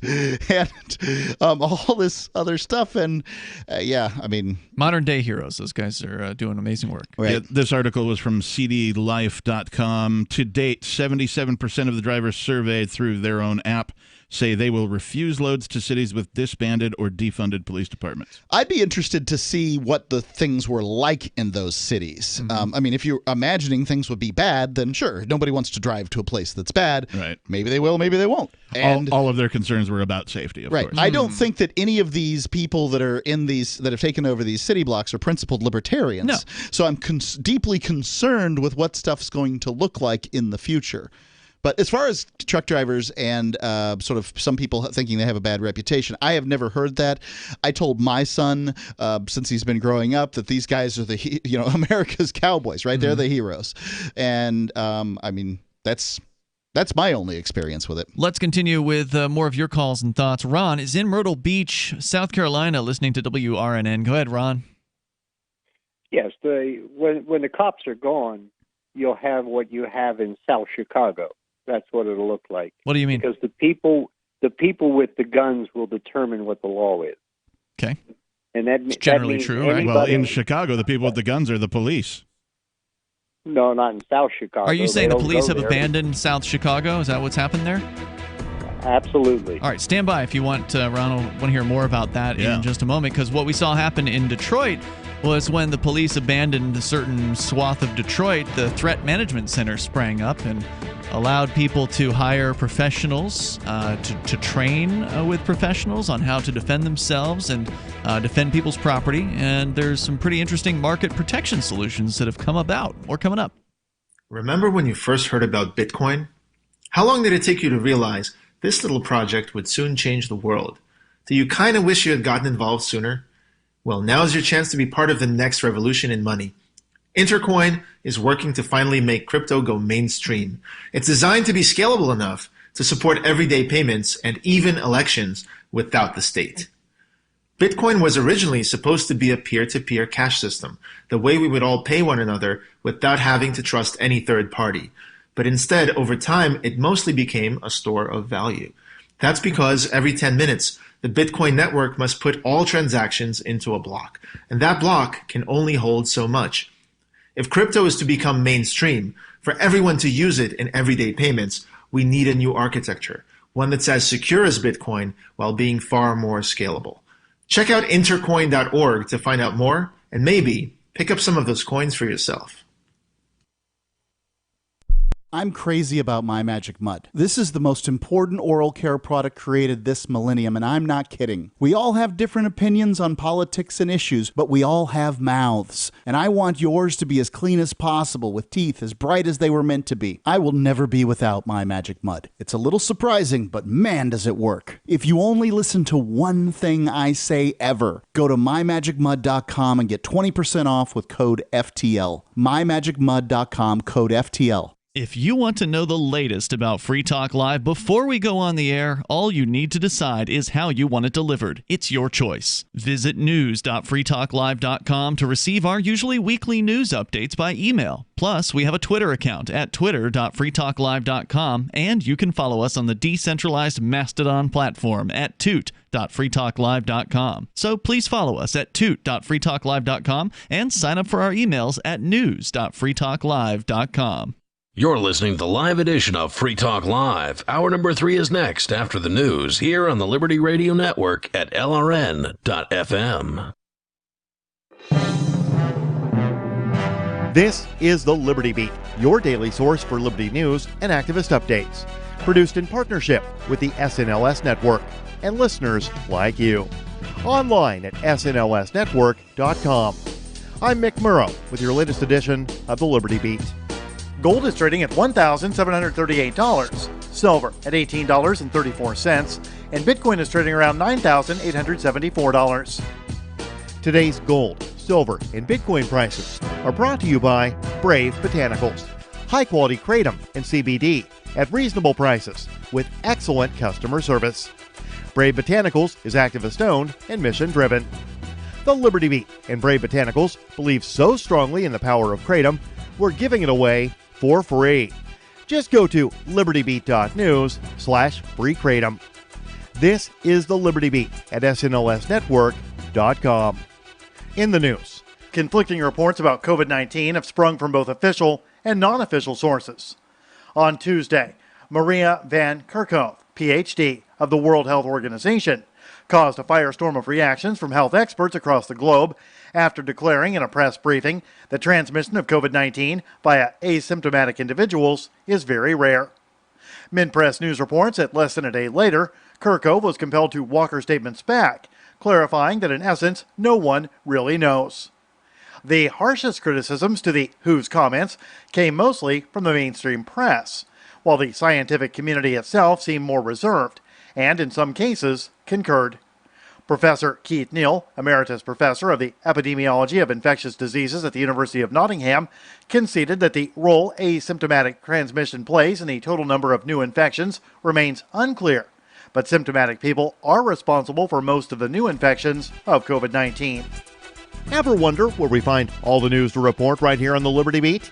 Visit snls.news to get the world's most censored media published all in one place. Save yourself from the endless time spent searching for reliable alternative media. SNLS News makes it quick and easy. No ads, no clickbait, just raw headlines, 24 hours a day. Visit snls.news and get informed today without the corporate media spin.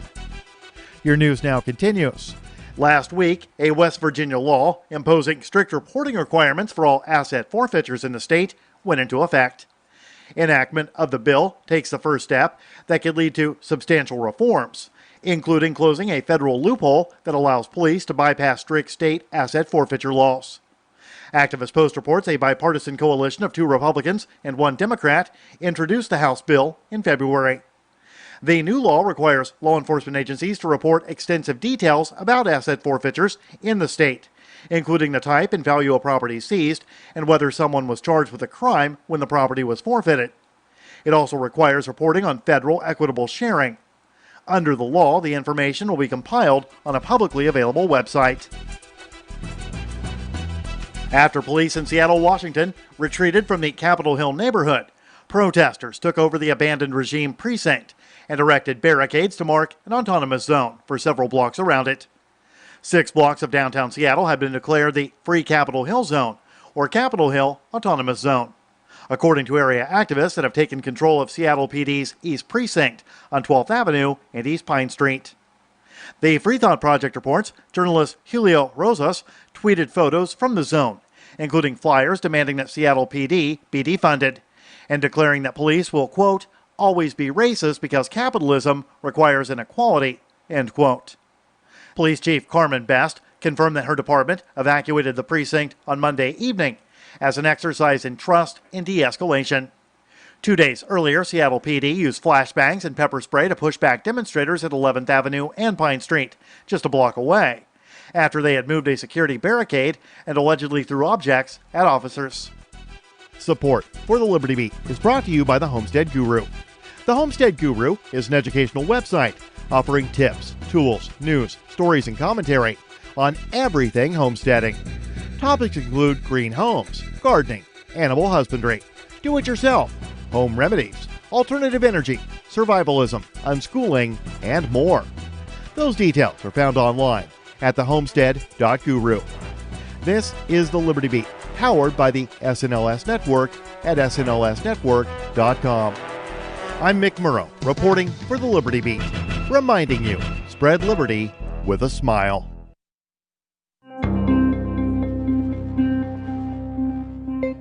Bewildered paralegal Caitlin Levy says that after returning home from work today, it occurred to her that oddly at no point during her day was she harassed, leered at, or made to feel humiliated or physically threatened. It's weird. Looking back on it, I suddenly realized that not one strange man made a creepy comment at me or an obscene gesture or a sleazy look for like the whole day.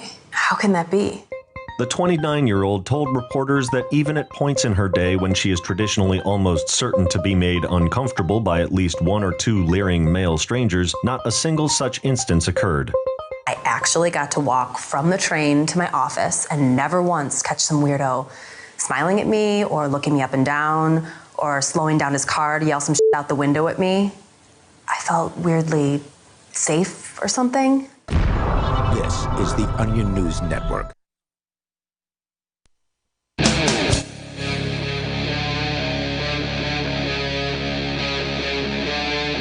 Free Talk Live.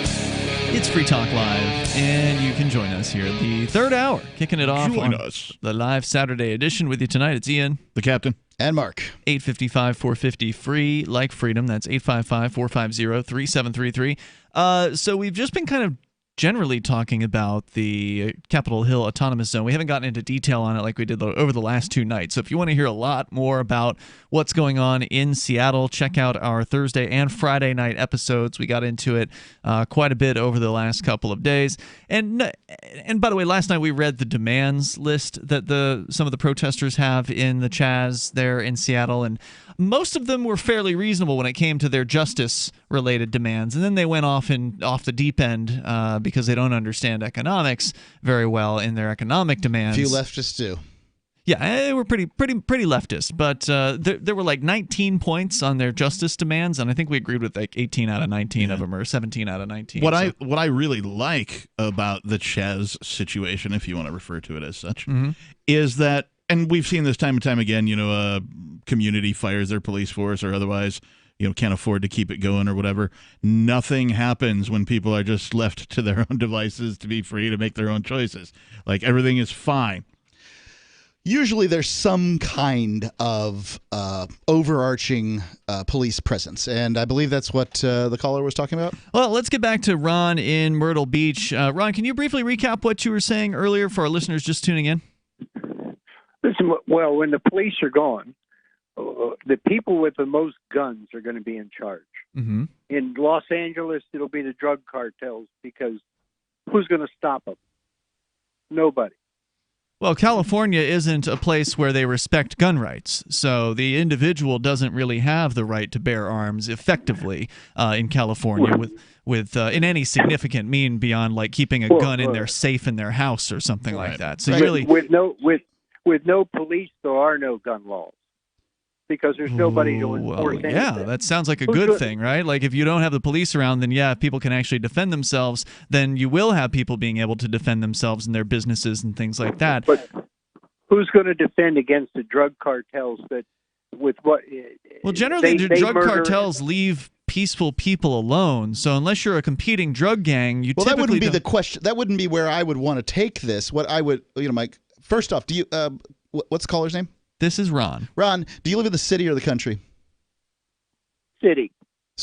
Myrtle Beach. I think that's really what the crux of all this is that I think this is a city versus country kind of situation. I've lived in communities that have no police departments, and the problem isn't that there's the only issue is sometimes dogs get out and kill chickens. Mm-hmm. It's not that big of a deal. We're not taken over by gangs, I can assure you. If you try to break into a home, it's going to be very, very bad for you in that general area. Not saying you're trying to break into a home, but if one tries to break into a home, it's going to go very poorly for them. Right. Okay. So this is a city problem, and my kind of thought is sitting out here in the country is you city folks, good luck out there. Just keep it inside the city limits, because I'm not interested in that stuff coming out here. And so I'm keeping an eye on things. Now, I think Ron also brought up Chicago as well as an example of a dangerous area. And Chicago is another American city where gun restrictions are very, very heavy. You basically, unless you're like an armored guard or some highly licensed, regulated individual, you pretty much can't have a gun to defend yourself. So a lot of the problems that you're referring to come from the fact that the average person does not have a right in many of these cities to keep and bear arms. Well, who stops child molesters and wife beaters? Who does all that then? Nobody. Generally, no one stops those people until after the fact. Most police including the police, right? Yeah, most police respond. With no police, there is no after the fact. It goes on forever because there's nobody to stop it. Well, that's not necessarily true. I don't think that. Who's going to stop it? Okay, well, let's talk about that exactly. Care. Hold on. Let's talk about that exactly. All right, here in the United States, for the very longest time, you wouldn't have any response to any problems as far as a domestic dispute of any sort, be it a molestation or a wife beating or something like that. Police, you mean because there were no cops? They just wouldn't respond to that. And I don't know. It grew into the most powerful nation on the planet. So somehow or another, things went okay. I mean, if the best defense you have for a really expensive police department is, well, what would happen to the wife beaters? I mean, I don't know what would happen to the wife beaters. Some of them work for the police department. I don't know if you heard, but so it doesn't matter. It's everybody. That's what I said. Every man for himself. The kids are on their own. That's what it's always been. It's always been every man for himself, because you can't trust the police to do the right thing when you call them. They may end up shooting you to death if you call them up to deal with something. Kids are unlike. You're crazy. How many? No, I'm not crazy. That's happened. There are 500,000 cops in this country, and you saying all of them are murderers and thieves. No, I didn't say that. I didn't say that for a moment, sir. I said that there's a chance that if you call the police, for whatever reason, they're going to come in, they're going to think you're the problem, and they're going to shoot you. Now, I know that you think that'll never happen to you, Ron, because you're a good, law-abiding person, and you would never break the law. You would never do anything to, encourage the police to kill you. But I'm telling you, that's not going to be good enough to save you if some cop's got a hair up his butt, and you crossed him the wrong way, or he thinks you crossed him the wrong way, and then he ends up beating you within an inch of your life. Listen, when the cops are gone, nobody here is talking about getting rid of the cops. What we've suggested here is you're talking about getting the cops are worthless. I'm telling you that police officers ought to have individual insurance, and you ought to be able to make a complaint against one of them if they violate that. I'm also saying that they should just let me finish right here instead of mischaracterizing my words. What I'm saying is they ought to be responsible for their action, and qualified immunity ought to be removed. So they should be as responsible for their actions as you are responsible for yours. What do you think about that, Ron? Who's going to be a cop? I don't know. Maybe honest Apparently people that want to be responsible for their actions. Yeah, maybe honest people. Who wants to be a security guard who's responsible for his actions? Plenty of people. Lots of security guards out there. As I understand, there are more security guards than there are cops. And by the way, there's about 700,000. Right. And by the way, I am going to say, Ron, I have been talking about abolishing the police, and I've been talking about it for a long time. Now, Mark may not be saying that, but I am absolutely saying abolish. I don't think it's realistic at this time. Abolish a monopoly on violence, because that's what the police are. And the thing is that you don't understand, Ron, and it's okay. I understand why you don't, because this is a completely new idea for most people, the idea of living without a monopoly on violence nearby. But here's what would happen likely. It wouldn't be that there would be no protection. It wouldn't be that it would be every man for themselves or whoever's got the biggest guns necessarily. It would be, hopefully, that we would have competing protection services. Yes. That we would have different organizations that we could turn to, that we could hire to provide differing levels of protection services, whether that be somebody rolling through a neighborhood once an hour, just to kind of keep an eye on things. Or if that organization that you decided to hire to provide these products and services for you did a bad job, you could go ahead and subscribe to somebody else's service that does a better job. You could fire them. I think what's confusing about this to non-libertarians is effectively what you're talking about is private police, right? If you want to use that term, my it doesn't sound very good. Would hire somebody in a car with flashy lights on top. Yep. And that would... Maybe they would, or maybe they would have their own neighborhood I can watch assure group. you, my neighborhood would do that. Okay. Yeah. Your neighborhood now, but a different neighborhood may decide that they don't want to afford to have a full-time guy on, and maybe they just invest in locks. Maybe they want to Maybe they want to go through training and learn how to defend themselves. Maybe they want to put a neighborhood watch group together and get out there on a nightly basis and do the work themselves. People do this kind of stuff already. You put fences around their yards. They get dogs. They arm themselves. All this kind of a thing. So there are already ways to make this happen. The problem is that the police, as they are, as we commonly understand them in the United States, provide you goods and services at the point of a gun. You have no choice. You can't hire another provider that might do a better job. You can't quit them. You have no choice. If you don't like the service they've provided, you're forced to continue to pay for it. And whenever someone can force you to pay for their crappy services... Expect poor responsibility. You're going to get the worst possible... And bloviated prices. Yeah. Thank you, Ron. By the way, I do appreciate hearing from you tonight. Our toll-free number, if you want to join us... give us a great opportunity to talk about that. 855-450-FREE. That's 855-450-3733. And this is an issue that a bunch of people just won't understand at first blush. It sounds like one thing, but they haven't taken the time to really look at what's being said. So I'm glad we did have a chance to do that, and we've got a chance to hear from you as well. If you want to dial in toll-free, it's 855-450-FREE, or call us on our Discord server at discord.lrn.fm. Free Talk Live. This COVID-19 thing has turned the world upside down. Regardless of what you believe about it, it has changed our lives. But what's not changed is that if you own a business, you need to advertise to reach new customers or clients. Our audience is not the kind to stick their heads in the sand during a crisis. They are fully engaged and more active than ever. Special advertising packages are available to you to help you not just recover, but thrive. Email my sales manager, Matthew at freetalklive.com. Mojo would swallow things whole. A chicken carcass, a bird nest, and assorted stones and sticks. After surgery, Mojo had skin issues. He was constantly itching and scratching, chewing the hair right off of his legs. DINOVITE.com. On the Dynovite, all of these symptoms disappear. Dynovite is nutrition. If you love your dog, you need to put him on Dynovite. You won't believe how happy your dog will be. DINOVITE.com. Got shaving irritation? Shave Secret shaving oil can help stop it. Shave Secret doesn't cost much and is an all-American product. My name is Chuck Howard, and I developed Shave Secret and pioneered its use starting back in 1991. Ingrown hairs drove me nuts for years. Shaving oil changed all that. Why put up with ingrown hair, bumps, red rash, nicks, and cuts? Shave Secret provides men and women with what we believe is the best shave ever. Our proprietary blend of 100% natural base and essential oils plus a hint of menthol was designed to help eliminate shaving irritations like ingrown hairs, bumps, red rash, nicks, and cuts. We'll lose those shaving irritations. Available at Super Walmart, H-E-B, Wegmans, Giant Eagle, Discount Drug, Navy and Marine Exchanges, Amazon, and ShaveSecret.com. Use the code FTL for Free Talk Live and get a discount. Shave Secret, the best shave ever. Why did you move to the Shire? I moved here to the Shire because there's other people around who take liberty just as seriously as I do. I moved to the Shire because I saw videos of people challenging authority and thought that I could get support myself.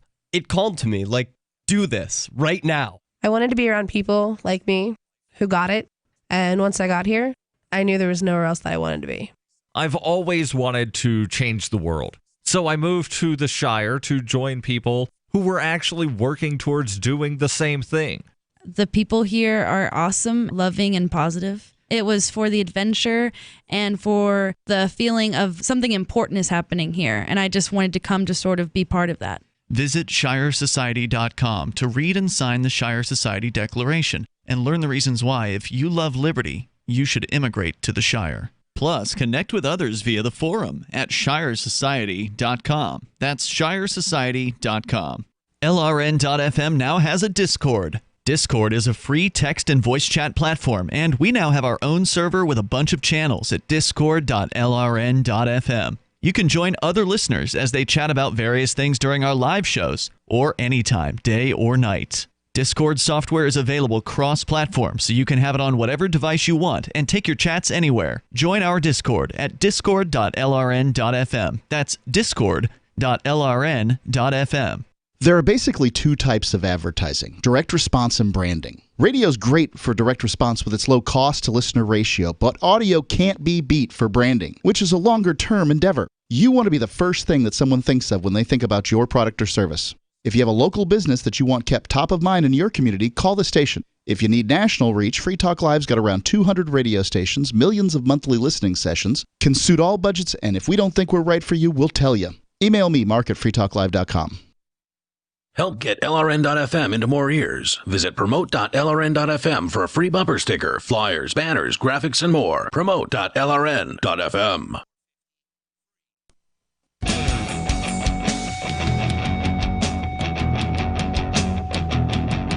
Free Talk Live. You dial in toll free, take control of the airwaves here, and bring up whatever you want. Our number is 855-450-FREE, like freedom. 855-450-3733. And the Discord call-in line rooms are open and available to you over at discord.lrn.fm. It's Ian, Captain Kickass, and Mark in the studio. The next generation wallet is coming from Divvy. In just a few taps, you'll be able to spend, earn, store, and exchange digital money in seconds. Divvy says you'll be able to send money around the globe in only a swipe, and then you'll be able to instantly exchange between Divvy, Bitcoin, and fiat currency like the dollar right in their mobile app and withdraw directly to your bank account. There's no need to wait, though, as Divvy already offers the first one-tap solution for earning passive income with their multi-tiered masternodes, allowing anyone to earn by supporting the Divvy network. When the new Divvy wallet launches, because of their relationship with Western Union, Divvy will be in 200 countries, including the United States. You can learn more at divvyproject.org, DIVI project.org. As we go back to your calls and thoughts. John is in Dover, Delaware, listening to WDOV. Go ahead, John. Yeah, I kind of wish everybody would stop ensuing that these Antifa fellas out in Seattle took over and kicked the police out, man, because that's absolutely not what happened. Everybody knows that the mayor there is a socialist, left-wing Democrat. and she's a Trump hater. And she told the police to leave, man. That is so correct. Stop believing all the hype that these people are armed and dangerous and that they broke in they are and they're armed. taking the streets over, because they're not. Well, actually, It's all no, they fucking are noise, armed. I man. mean, there's definitely men with guns guarding well, the they're checkpoints.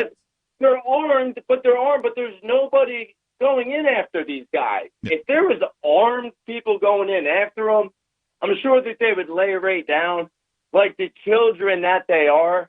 Give their arms up and give up the 6 city blocks, man. I don't know. I mean, there's guys with AR-15 standing guard. I mean, maybe you're right. Maybe it's all for show, but I mean, it is all for show, dude. This whole thing's for show, just like the COVID-19 and everything else that's going on since this guy's been elected president. And you guys sound ridiculous with the abolishing the police thing. Who's gonna patrol the highways and make sure there's not drunk people running people off the road? You guys are ridiculous, man. I listen to you guys every week, and tonight, you guys sound weak, dude, for real. So what I would say is that if you're talking that police, if police have the right to the power to police a government road, but a private road ought to be, for one, the government shouldn't have the right to just use eminent domain to take people's property to build their roads, which gives them the ability. Let me finish what I'm saying. Thank you very much, sir. And if they did not have the ability to build their roads more cheaply by stealing people's property from them, then there would be a market for private roads. On a private road, the person should be able to, their road owner should be able to determine how they want to deal with problems like drunk drivers and these kind of things. Also, this is a problem that will not last much longer. Tesla's got autopilot. They're working on it. You won't be driving a car in 10 years in all likelihood. So, I mean, is that what we need cops for the next 10 years, and then we'll take care of it? Are you a psychic? That'll never happen. The It'll never autonomous car happen. thing sounds great, sir. It sounds excellent. I don't know if you're a computer scientist or whatever you may be, but that'll never happen. You got to change the whole highway system. We're talking about digging up all the road systems in the whole country and bridges and installing digital format systems. No, we're talking to about. run the vehicles We're talking off about. of. Just As talking long about. as the left wing keeps running this country, they're never going to have enough money to afford that in the first place, pal. It's called infrastructure. No president has worked on it since I've been alive. well, you don't need the president to work on. It's not the role. It's not the constitutional role of the federal government. I just want to point out, because I've read a little bit about how these autonomous systems. cars are going to work. Basically, they put a GPS satellite receiver and transmitter in a car, and that's how it navigates around the existing roads. There is nothing that needs to be done to the existing roads I to think modify Google them in has any way. Cameras too, Correct. with their system. there. My Honda Accord, or my Honda Civic. I mean, I got the low end thing, right? I got a Civic, and it looks for the little paint on the side of the road, and it'll keep you. It's called lane keeping. It keeps you in. It also has adaptive cruise control, which if there's a car in front of it, it sees the car and it slows down and matches the speed of it. It'll come to a stop at a stoplight and then start back up. I mean, it's almost autonomous. Almost. Yep. And Tesla, which you pay like $80,000 for or whatever, versus the $20,000 I paid for my Civic, presumably it's significantly better. This is something they're really working on. Look, I don't know. 10 years is a guess, but I'm guessing that if Tesla's doing pretty good with their autopilot, every once in a while somebody dies. Thank you to the pioneers for taking the arrows. Yeah. But at some point, we're going to get this technology ironed out a little better, at the very least for interstates. I get it. Maybe the car isn't going to drive you from the interstate exit to your driveway through the city streets and these kind of things. But for me, when I'm driving a car and when I want that car to drive itself is mostly on the interstate. And there's far less interstate in this country than there is the rest of the stuff. By the way, thank you for the call. Appreciate hearing from you. The toll-free number is 855-450-FREE, like freedom. That's 855-450-3733. I admit, look, talking about the idea of ending the police monopoly is a surprising thing. People don't understand. They've always had things this way. It's always been this way, so it always will be this way in their mind, and nothing else should ever change because this is the best country in the world, and therefore it should always be this way. The worst countries have police too. I mean, like police aren't unique to this. Okay, look, we're pro-freedom every issue, every time. So what we do on this show is we explore certain radical notions. Some of them aren't very radical, like we want less spending and all these things. But let's not forget, what I said previously is that police departments are just behind schools. Not just, but they are behind schools. It's the second thing that costs in a community. They have huge budgets. Almost $8 million here in little old Keene, New Hampshire for the police department. And, like, how are we going to get those budgets lower? By begging? I mean, at some point or another, you got to propose an alternative. And if you need a lot of police work for your business or your house or whatever, shouldn't you pay for it? Like, if I don't need much, should I pay for yours? I mean, do we really need to socialize protection services? Well, that's the funny thing. He was accusing us of supporting socialism, but we're not. But that's what that is. It's a socialized.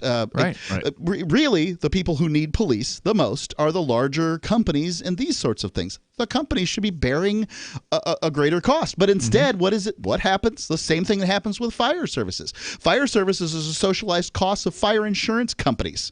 You pay to cover them. I mean, shouldn't I be able to pick? Again, I'm a fireman, and next to every one of my stoves is a fire extinguisher. Ladies and gentlemen, look at your stove when you get home. Do you have a fire extinguisher next to it? Or are you going to call somebody and wait for however long? In the trunk of every one of my cars is a fire extinguisher. Because I understand that if I call a fire company, they're 3 to 10 minutes away. Whereas my fire extinguisher is 30 seconds. Right. It's my responsibility. And it's true with fire. It's true for protection. And this notion that police protect, anybody or prevent anything, it's false. Look at the statistics. Look at the facts. The police are the cleanup crew. They respond after the fact and then clean up the mess. Yeah, and that's what the cop who... They're janitors. We read the detailed piece from the former bastard cop earlier this week, and he talked about how almost all the calls is after the fact. They don't do anything more than show up, take a report, and clean up the body. $855, $450 free, and they usually hire that out to a cleaner.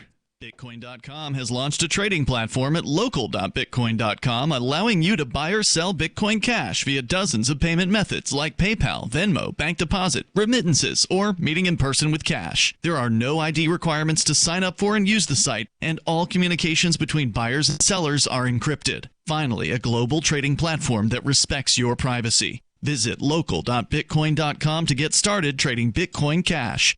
local.bitcoin.com. The next generation wallet is coming from Divvy. In just a few taps, you'll be able to send, earn, spend, and exchange digital money in seconds. Send money around the globe with only a swipe. Instantly exchange between Divvy, Bitcoin, and fiat right in the mobile app and withdraw directly to your bank account. Divvy already offers the first one-tap solution for earning passive income with crypto. Multi-tiered masternodes allow everyone to partake in the network. Visit DivvyProject.org. DivvyProject.org. So the protection of life, liberty, and property is what the Free State Project is all about. But it's an effort to move 20,000 people who understand. It's about demonstrating to the entire country that, we can have a free market, a truly free market. Making it just a freer, great place to live. It's the world's largest voluntarist libertarian community, and it's only getting bigger. That's amazing, to be able to move to a place where other people passionately believe in being free and independent. What the Free State Project is managing to do, though, is to put their money where their mouth is. It's physically getting up across the country and saying, let's go someplace and let's demonstrate the power of these ideas. There's a lot of kind of philosophy that surrounds liberty. There's a lot of thinking about it and talking about it. But here in New Hampshire, people are doing it. 101 Reasons Liberty Lives in New Hampshire, a documentary by Free State Project Early Movers. Watch it free at 101reasonsfilm.com. 101reasonsfilm.com. Looking for a great real estate investment? Consider New Hampshire, which is ground zero for the Liberty Movement. Your first call should be to Mark Worden from Porcupine Real Estate. He's more than just a real estate agent. He's your New Hampshire concierge. Where are the best places to live? Do you want farm, city, the burbs, or forest? Do you want a duplex or multifamily building so that renters pay your mortgage? There are homes in all price ranges in New Hampshire, and Mark can help with financing too. Invest in liberty and property. Mark Worden can help. PorcupineRealEstate.com. The LRN.FM social media channels have been revamped. We've eliminated Facebook and focused on other platforms like Twitter and Mastodon, the decentralized alternative to Twitter. On our accounts, you'll find posts from multiple LRN.FM show hosts together in one place. Follow us on Twitter at twitter.lrn.fm, or better yet, move to the decentralized Mastodon social media platform at toot.lrn.fm, toot.lrn.fm. I think you'll like it. Email is easy, instant, and free, and that can be real embarrassing. Email lacks the eye contact and body language you get in face-to-face conversation, or the tone of voice and other nuance you hear in a telephone conversation. Email is just words, often few words. We're all smothering in spam, so we often reply in terse fashion that's easy to misunderstand. And email doesn't cost you a postage stamp, and it lacks the deliberation time it'd take to walk to the snail mail box. So it's easy to succumb to the "oh yeah" stimulus response trap. When in doubt, don't snap back at snippy messages you get. You may have mistaken the sender's intent. And unless you're sending AOL to AOL, there's no unsend. For more tips on critical communication skills for the way things are now, hit survivalspeech.com. I'm Holland Cook. Some of our live shows are streamed in HD on Twitch. Please follow and share at twitch.lrn.fm. That's twitch.lrn.fm. Free Talk Live. Dial in, toll free, take control of the airwaves. You may bring up anything that you want. Our number is 855-450-FREE like freedom. That's 855-450-3733. We're watching some of the video from the Chaz, the Capitol Hill Autonomous Zone. Alex Spath on YouTube has about an 11-minute walkthrough where he's kind of going around the Chaz and taking footage of what's going on there. And you're welcome to comment on Seattle or the idea of ending the police as we know it, and what would it look like, a world without a monopoly on violence? Some people can't imagine it. We may find out if this Chaz continues to not get police services. Don't forget, every business that's inside this Chaz has paid for police services for years, months or years, or whatever the situation might be for them, and the police aren't providing them with services. The police, they walked out. They abandoned their posts. That's right. So, I mean, you can blame the wild lefties that are there, and I don't know what it's going to be like. I'm, again, curious about what they're doing, not necessarily supportive, but you're not going to what America is about experimentation, and we don't get that anymore. No, there is no experimentation. Right. Well, Mises.org has an article that is called "What If We Didn't Have Police at All?" Ooh. And it covers some of the things that we've talked about tonight, including how folks might take personal responsibility for their own security in ways that they don't now.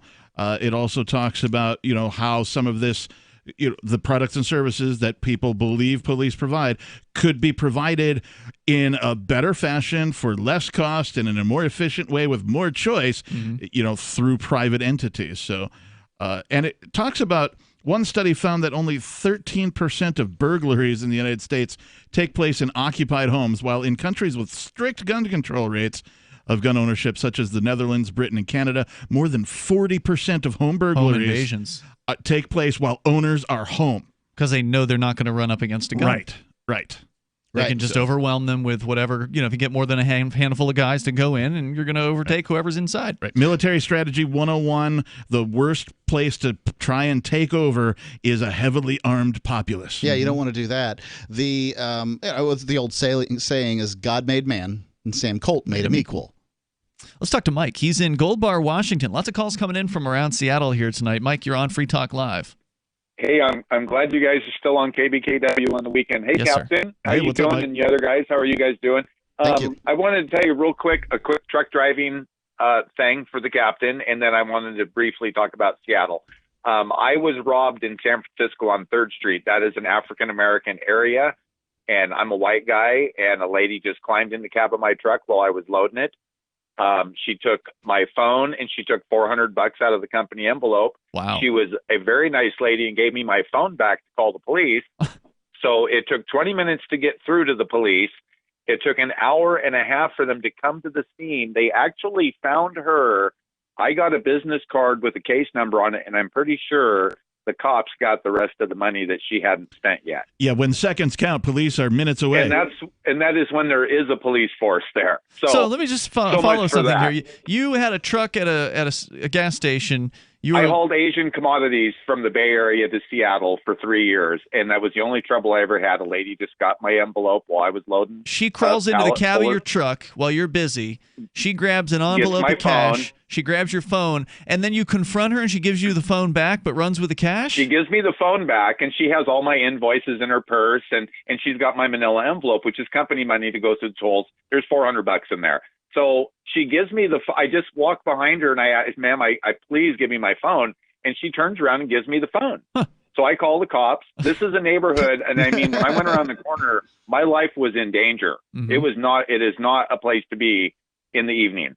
So anyway, so I called the cops. It took forever to even get through on 911. Mm-hmm. Then it was like 6 o'clock when they got there. They found her. She was still wandering around. And I'm pretty sure they just got a really nice dinner that night because I think they actually got what was left of my $400. And that's it. You never heard anything back from them. There was never any charges. I got a case number. Yeah, and then my boss didn't even believe that I really got robbed. And it's like, so that was the end of that job. He thought you spent Capitol the money. Hill.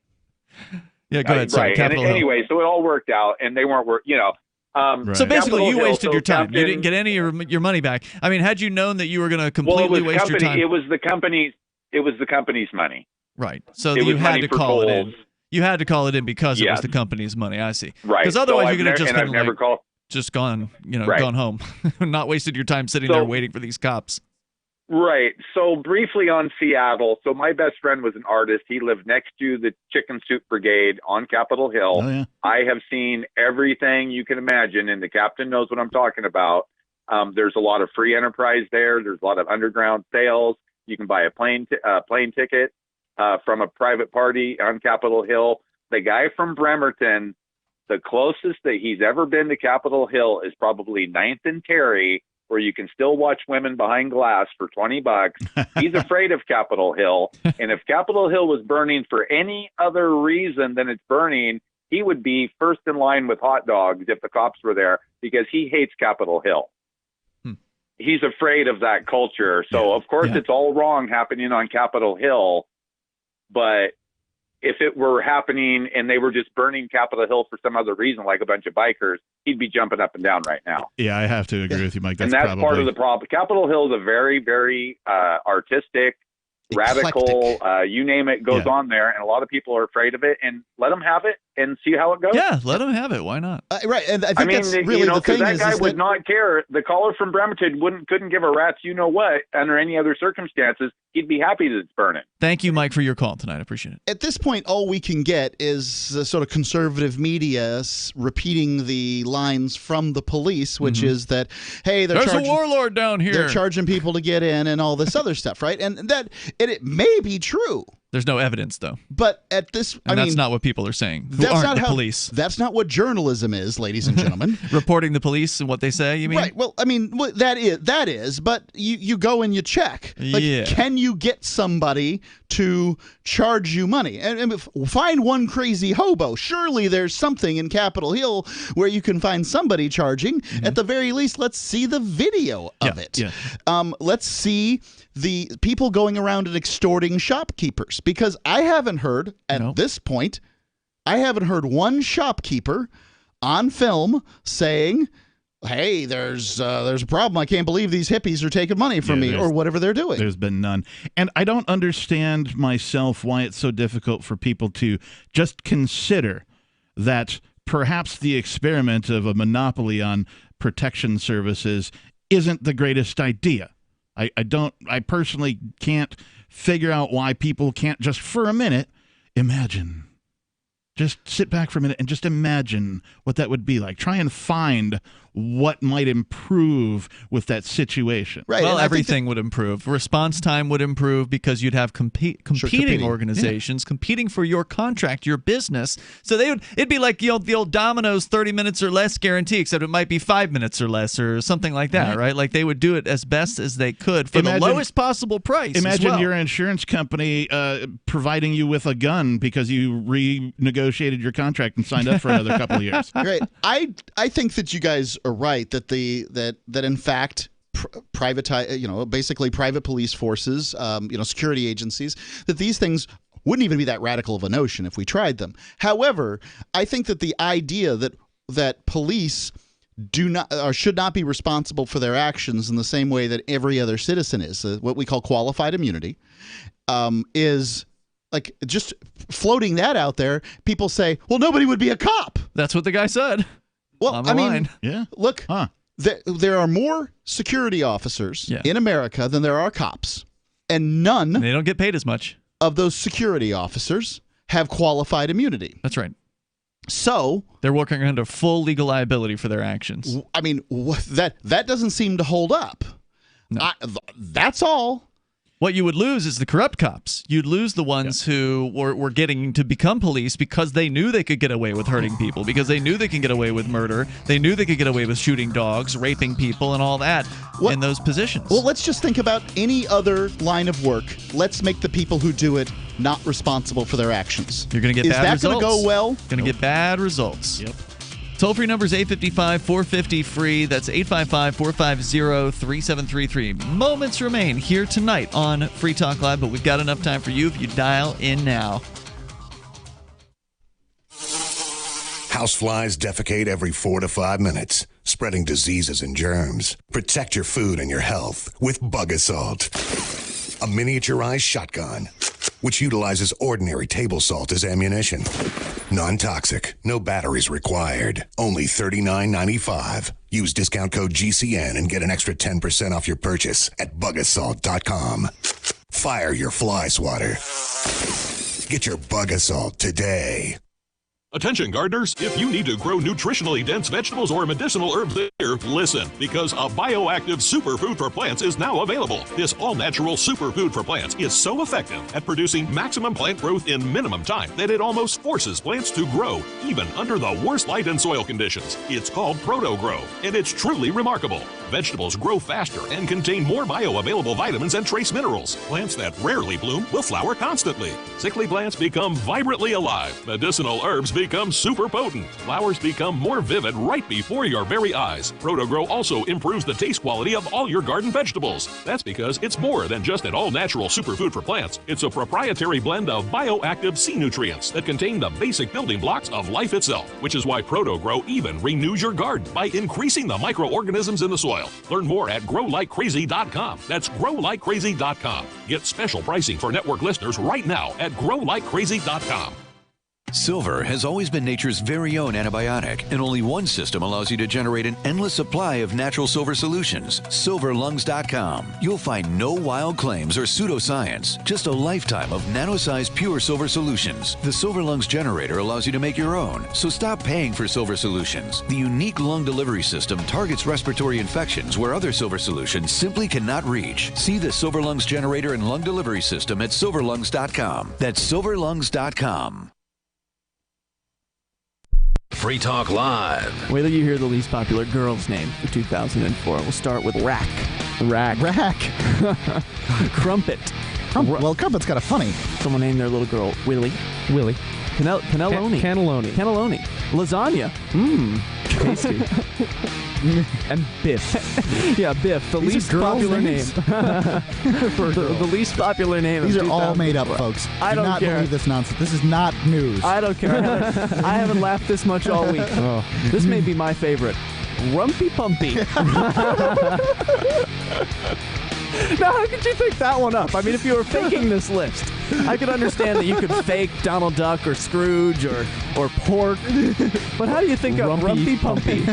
Rumpy Pumpy. RUMPEPUMPEE. Rumpy Pumpy. Free Talk Live, 7 nights a week from 7 to 10 Eastern, live on the Liberty Radio Network at LRN.FM.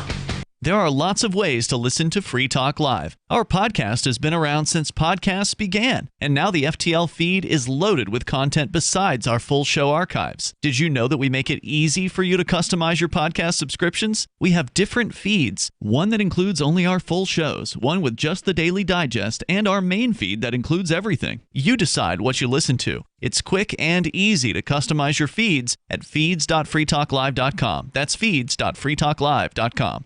Are you tired of governments murdering people around the world? Stop using their money. There is an alternative. Bitcoin is a stateless, free market, non-political currency. Bitcoin cannot be inflated or controlled by any government. By using their money, you're helping the state. Stop doing it. You have an incredible alternative available now. Learn it, use it, spread it. Get started with Bitcoin at bitcoin.com. That's bitcoin.com.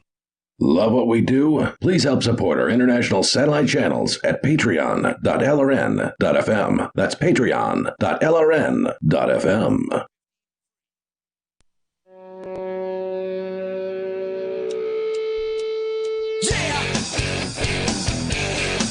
Yep, it's Free Talk Live.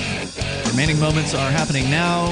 You can join us here and bring up whatever you want. Our number is 855-450 free like freedom. That's 855-450-3733. Free Talk Live is brought to you by AnyPay. They've got the AnyPay Cash Register app, and that is an easy way for you to accept cryptocurrencies like Bitcoin or Bitcoin Cash, Dash, or Bitcoin SV at your point of sale at your local business, or maybe you're a service provider. You go to your customers' houses. You can easily accept cryptocurrencies using the AnyPay Cash Register app. Just go download that at your Google or Apple App Store, get it installed, and then plug in your crypto wallet addresses into the back end, and you're ready to go.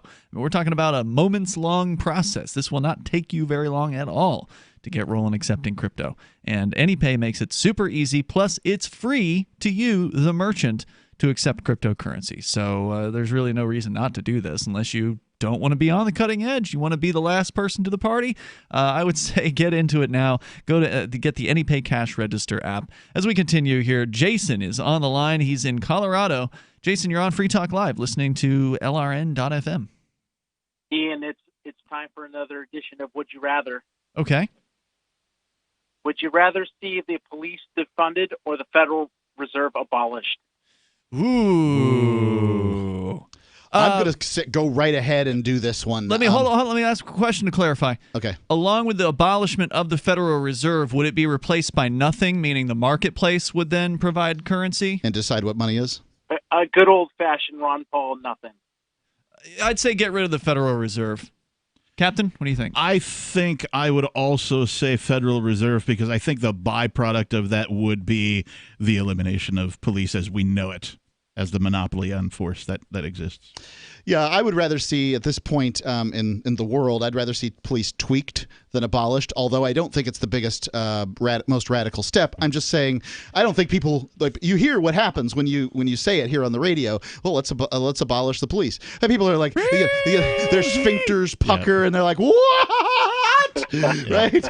You're crazy. They might be able to accept abolishing the Federal Reserve. They have no clue what the Federal Reserve is, right, so abolishing it is completely pointless to them. Well, plus, and I don't remember which one of the banker guys said it, right? But they said, give me control of the money, and I can control everything. I think his name was Rothschild. Yeah. I mean, that's ultimately where the power for the state to do its statey things of using violence against people, dropping bombs all around the world, buying Bearcats for local police departments, all the militarization of the police, it all comes from the almighty dollar, which is created by the Federal Reserve System. Well, there's a way for us to tell whether or not the police have value. We could take a city like Minneapolis, for example, where all this is, the whole defund the police thing is at its peak right now.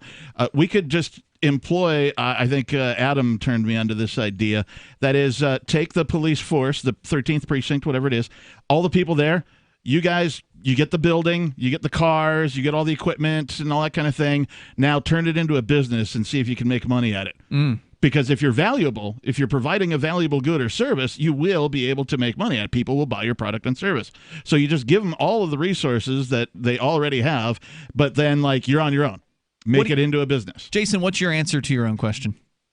I'd like the Federal Reserve abolished, but has the the defund the police question become more clear, right? You guys have gone through the demands of the Seattle people, but I believe Minneapolis has said they literally want to abolish the police department. I'm glad you brought that up. true? It was in my show prep for tonight, and so I'm glad you mentioned it because I've got it right here. Reuters reporting that Minneapolis City Council has resolved to replace the police with a community-led model. They've unanimously passed a resolution to pursue a community-led public safety system to replace the police department.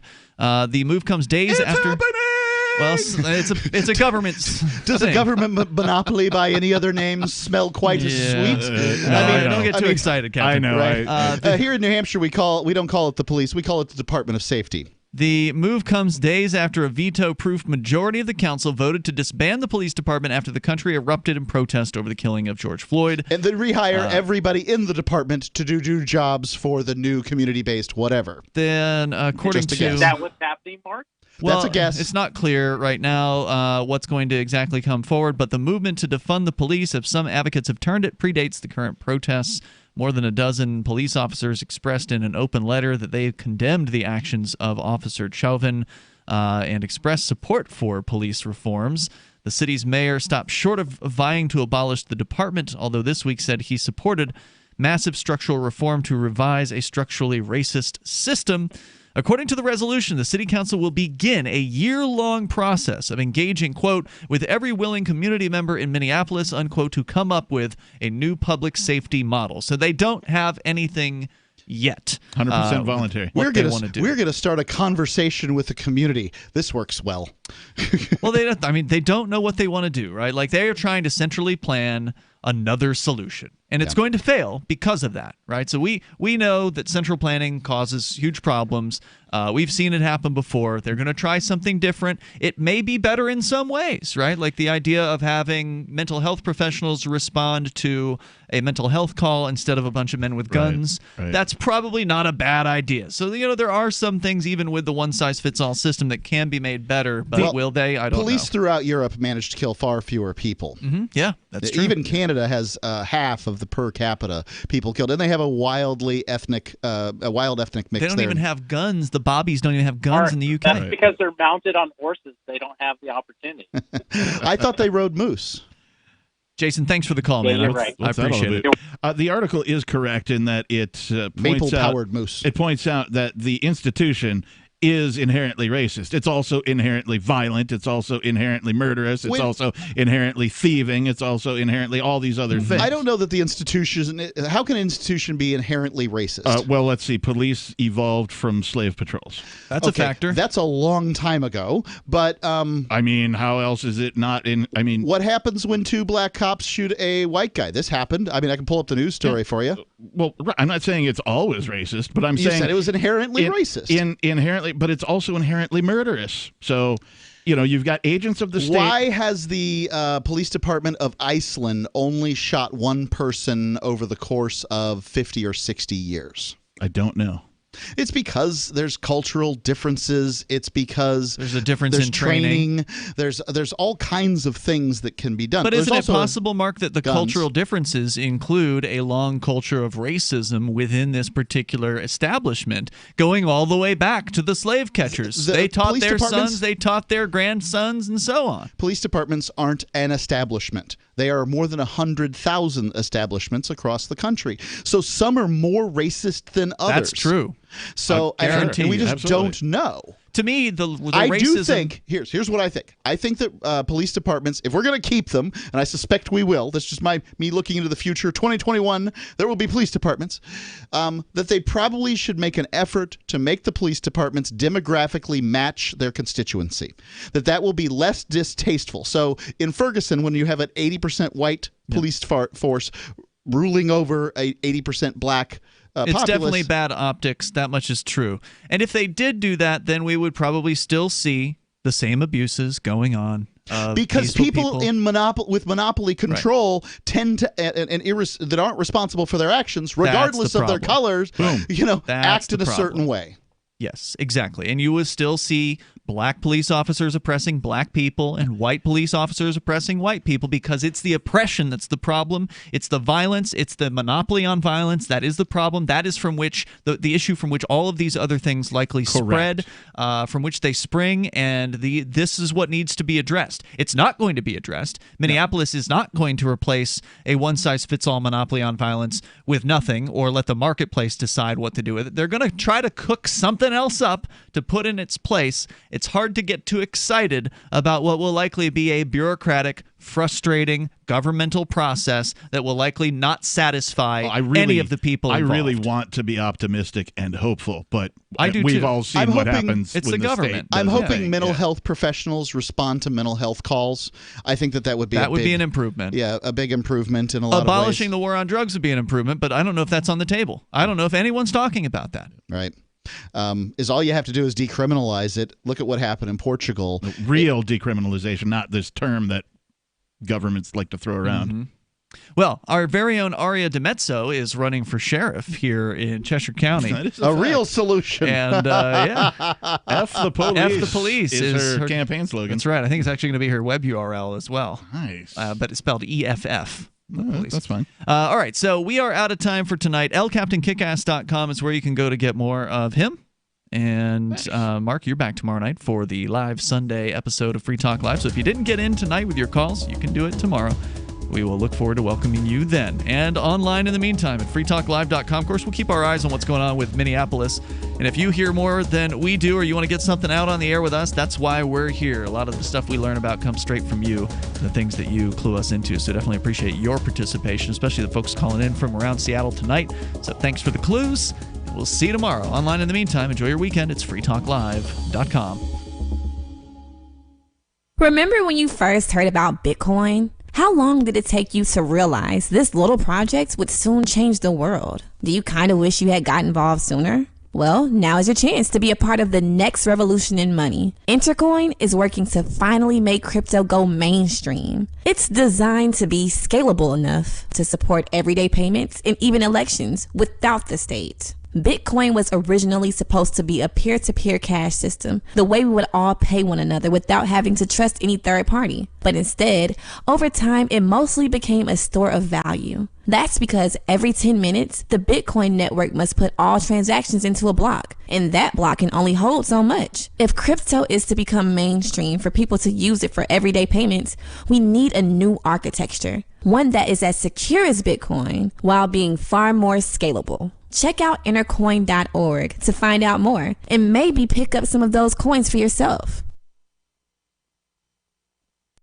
So you've signed the Shire Society Declaration and are planning your move to New Hampshire to be around more liberty-oriented people. Next, sign up for the Shire Society Forum at forum.shiresociety.com. There are a bunch of people there who are already in the Shire, and they want to meet you. If you're already in the Shire physically, you should also come by the forums. Remember, not everyone uses Facebook. New people are signing up for the Shire Society Forum every month, so drop in and say hello at forum.shiresociety.com. What if you want to hear the latest episode of Free Talk Live, but all you have is your phone, you forgot to download our archive, and you have no data connection? You can call our Listen line at 641-793-0191. That's a long-distance number, so you may incur charges. If not, listen as long as you want. 641-793-0191. The Free Talk Live Listen line, 641-793-0191. The latest episode of Questioning Authority is next after the news on the Liberty Radio Network at LRN.FM. This is the Liberty Beat, your daily source for liberty news and activist updates. Produced in partnership with the SNLS Network and listeners like you. Online at snlsnetwork.com. I'm Mick Murrow with your latest edition of the Liberty Beat. Gold is trading at $1,738, silver at $18.34, and Bitcoin is trading around $9,874. Today's gold, silver, and Bitcoin prices are brought to you by Brave Botanicals, high-quality kratom and CBD at reasonable prices with excellent customer service. Brave Botanicals is activist-owned and mission-driven. The Liberty Beat and Brave Botanicals believe so strongly in the power of kratom, we're giving it away for free. Just go to libertybeat.news/free kratom. This is the Liberty Beat at snlsnetwork.com. In the news, conflicting reports about COVID-19 have sprung from both official and non-official sources. On Tuesday, Maria Van Kerkhove, Ph.D. of the World Health Organization, caused a firestorm of reactions from health experts across the globe after declaring in a press briefing that transmission of COVID-19 via asymptomatic individuals is very rare. Minpress News reports that less than a day later, Kerkhove was compelled to walk her statements back, clarifying that in essence, no one really knows. The harshest criticisms to the WHO's comments came mostly from the mainstream press, while the scientific community itself seemed more reserved, and in some cases, concurred. Professor Keith Neal, Emeritus Professor of the Epidemiology of Infectious Diseases at the University of Nottingham, conceded that the role asymptomatic transmission plays in the total number of new infections remains unclear, but symptomatic people are responsible for most of the new infections of COVID-19. Ever wonder where we find all the news to report right here on the Liberty Beat? Visit snls.news to get the world's most censored media published all in one place. Save yourself from the endless time spent searching for reliable alternative media. SNLS News makes it quick and easy. No ads, no clickbait, just raw headlines, 24 hours a day. Visit snls.news and get informed today without the corporate media spin. Your news now continues. Last week, a West Virginia law imposing strict reporting requirements for all asset forfeitures in the state went into effect. Enactment of the bill takes the first step that could lead to substantial reforms, including closing a federal loophole that allows police to bypass strict state asset forfeiture laws. Activist Post reports a bipartisan coalition of 2 Republicans and 1 Democrat introduced the House bill in February. The new law requires law enforcement agencies to report extensive details about asset forfeitures in the state, including the type and value of property seized and whether someone was charged with a crime when the property was forfeited. It also requires reporting on federal equitable sharing. Under the law, the information will be compiled on a publicly available website. After police in Seattle, Washington retreated from the Capitol Hill neighborhood, protesters took over the abandoned regime precinct and erected barricades to mark an autonomous zone for several blocks around it. 6 blocks of downtown Seattle have been declared the Free Capitol Hill Zone, or Capitol Hill Autonomous Zone, according to area activists that have taken control of Seattle PD's East Precinct on 12th Avenue and East Pine Street. The Free Thought Project reports journalist Julio Rosas tweeted photos from the zone, including flyers demanding that Seattle PD be defunded, and declaring that police will, quote, always be racist because capitalism requires inequality, end quote.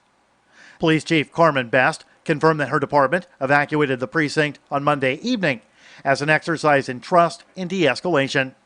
2 days earlier, Seattle PD used flashbangs and pepper spray to push back demonstrators at 11th Avenue and Pine Street, just a block away, after they had moved a security barricade and allegedly threw objects at officers. Support for the Liberty Beat is brought to you by the Homestead Guru. The Homestead Guru is an educational website offering tips, tools, news, stories, and commentary on everything homesteading. Topics include green homes, gardening, animal husbandry, do-it-yourself, home remedies, alternative energy, survivalism, unschooling, and more. Those details are found online at thehomestead.guru. This is the Liberty Beat, powered by the SNLS Network at snlsnetwork.com. I'm Mick Murrow, reporting for the Liberty Beat, reminding you, spread liberty with a smile. This is the Onion Week in Review. This week, mothers across the nation invented a new drug to worry about, confirming that the completely fictitious new substance was appearing in schoolyards across the nation and is easily created from simple household products like sugar, window cleaner, and petroleum jelly. Calling the totally made-up narcotic scramp, mothers in desperate need of something to fret over deluded themselves into constantly agonizing over the widespread drug epidemic that exists solely in their minds. My son sits in his room for hours and hours. It must be scramp. He's a scramp head. I bet they'll figure out how to scramp with this too. In other news, a man confidently strides through a beaded curtain without parting it. A father takes a picture of his daughter every day from birth until he abandons his family. And the same homeless man is always begging for change on the same United flight. Stalled contract negotiations have prevented me from reviewing any more news until I receive a co-producer credit. But for more, visit theonion.com/newsbeat. All right, and welcome back, everyone, to this latest edition of Questioning Authority. This is pre-recorded, in case anyone was hoping to be able to call in. I want to apologize for last week's episode not happening. Everything, we tested everything out. Everything was primed to work, and then, I don't know, something went wrong, and it took about an hour of troubleshooting when I said, all right, well, fuck it, I'm not just going to... It's, there's no use. So... I decided I'm just going to do the Saturday show pre-recorded because there's too many bells and whistles. Like, it was a situation of too many moving parts. And I've still been able to go live on D-Live on my own channel. Just started about like a week or so ago. dlive.tv/QA Vincent if you want to follow that. I'm going to finally get calls implemented by this Wednesday, so you have that to look forward to. Wednesday, let's get the exact day here, the 17th. So Wednesday, June 17th, expect to be able to call in through Discord, and I'll have, the link and everything in the description. So you have that to look forward to. A lot of this prep that I have is... about like a week old, because this was all the stuff for Saturday, but I feel that I did add some new stuff, but I feel that the old stuff is still relevant, right? Because all of this shit is still going on. For the past, ever since last Wednesday, I've been covering the Seattle, gosh, damn it, I forget the name of it already, the Capitol Hill Autonomous Zone, and it's a nice change to talk about something else for once. So I thought it's where to begin. I feel that, and actually no, I realize this is the most competent I've been for a first segment. I mean, it's only been like 4 minutes. No, it's only been 2 minutes, and I'm already up to my prep, so I might run out. So it's been disheartening for me seeing just the sheer, and I'm not going to name any names or say anything too specific because, I don't want there to be wild speculation, and I'm not taking calls, so there'd be no way to have a dialogue about it. But a lot of people who well, just a lot of people in general, right? Like, all right, I'll include social media too. People I know that just totally fallen for the narrative set by the media, right? You have these people who claim to support freedom, claim to support peace, and yet they're praising and siding and affiliating with a racist, occasionally violent group known as Black Lives Matter, or as David Icke calls them, Black Lives Manipulated. Because, and I have the evidence here, we're going to go over it tonight. The whole thing is controlled from the top by big money, and I'm sure there's plenty of cucks who might be listening who actually did send money to said organization, and apparently most of that money sent to whatever, I think it's like whatever quote charity or a nonprofit that's being spread around is tied to Act Blue. And something along the lines, they have like this financial wizardry thing where if you I don't know, so somehow some sort of financial wizardry where a certain set of circumstances they could actually take whatever donation was sent through the Black Lives Matter arm of their fundraising and put it in general. And so it's basically the fundraising arm of the DNC. So, all these people trying to, calling it reparations and trying to atone for their white guilt are just funding the Democratic Party, which they probably would have done anyways. And I think this is a massive attempt to get Donald Trump out of office because the country is starting to recover from a coronavirus lockdown, right? Not the coronavirus, all the deaths and all the bullshit that they said would happen that didn't, but getting over the potential recession or depression that this lockdown could have done to the country and the economy if it had gone on for as long as Fauci and all the other enemies of the state were calling for it at the beginning and are continuing to do so now, right? I saw on Drudge Report that the government was considering taking harsher measures for the second wave, which is inevitably going to happen. I mean, I think that all of this rioting and looting, and there are some legitimate protests going on. That is true. There are some well-meaning people out there, but all of this, I think, is just like a placeholder for the chaos and whatever agenda they want to push in between when we're going to start bitching and moaning about a second wave. So I think it's possible that the unrest could last all the way through July, right? Because, it's like what the media calls the summer of rage or summer of hate or whatever, because higher temperatures brings out more aggression in people.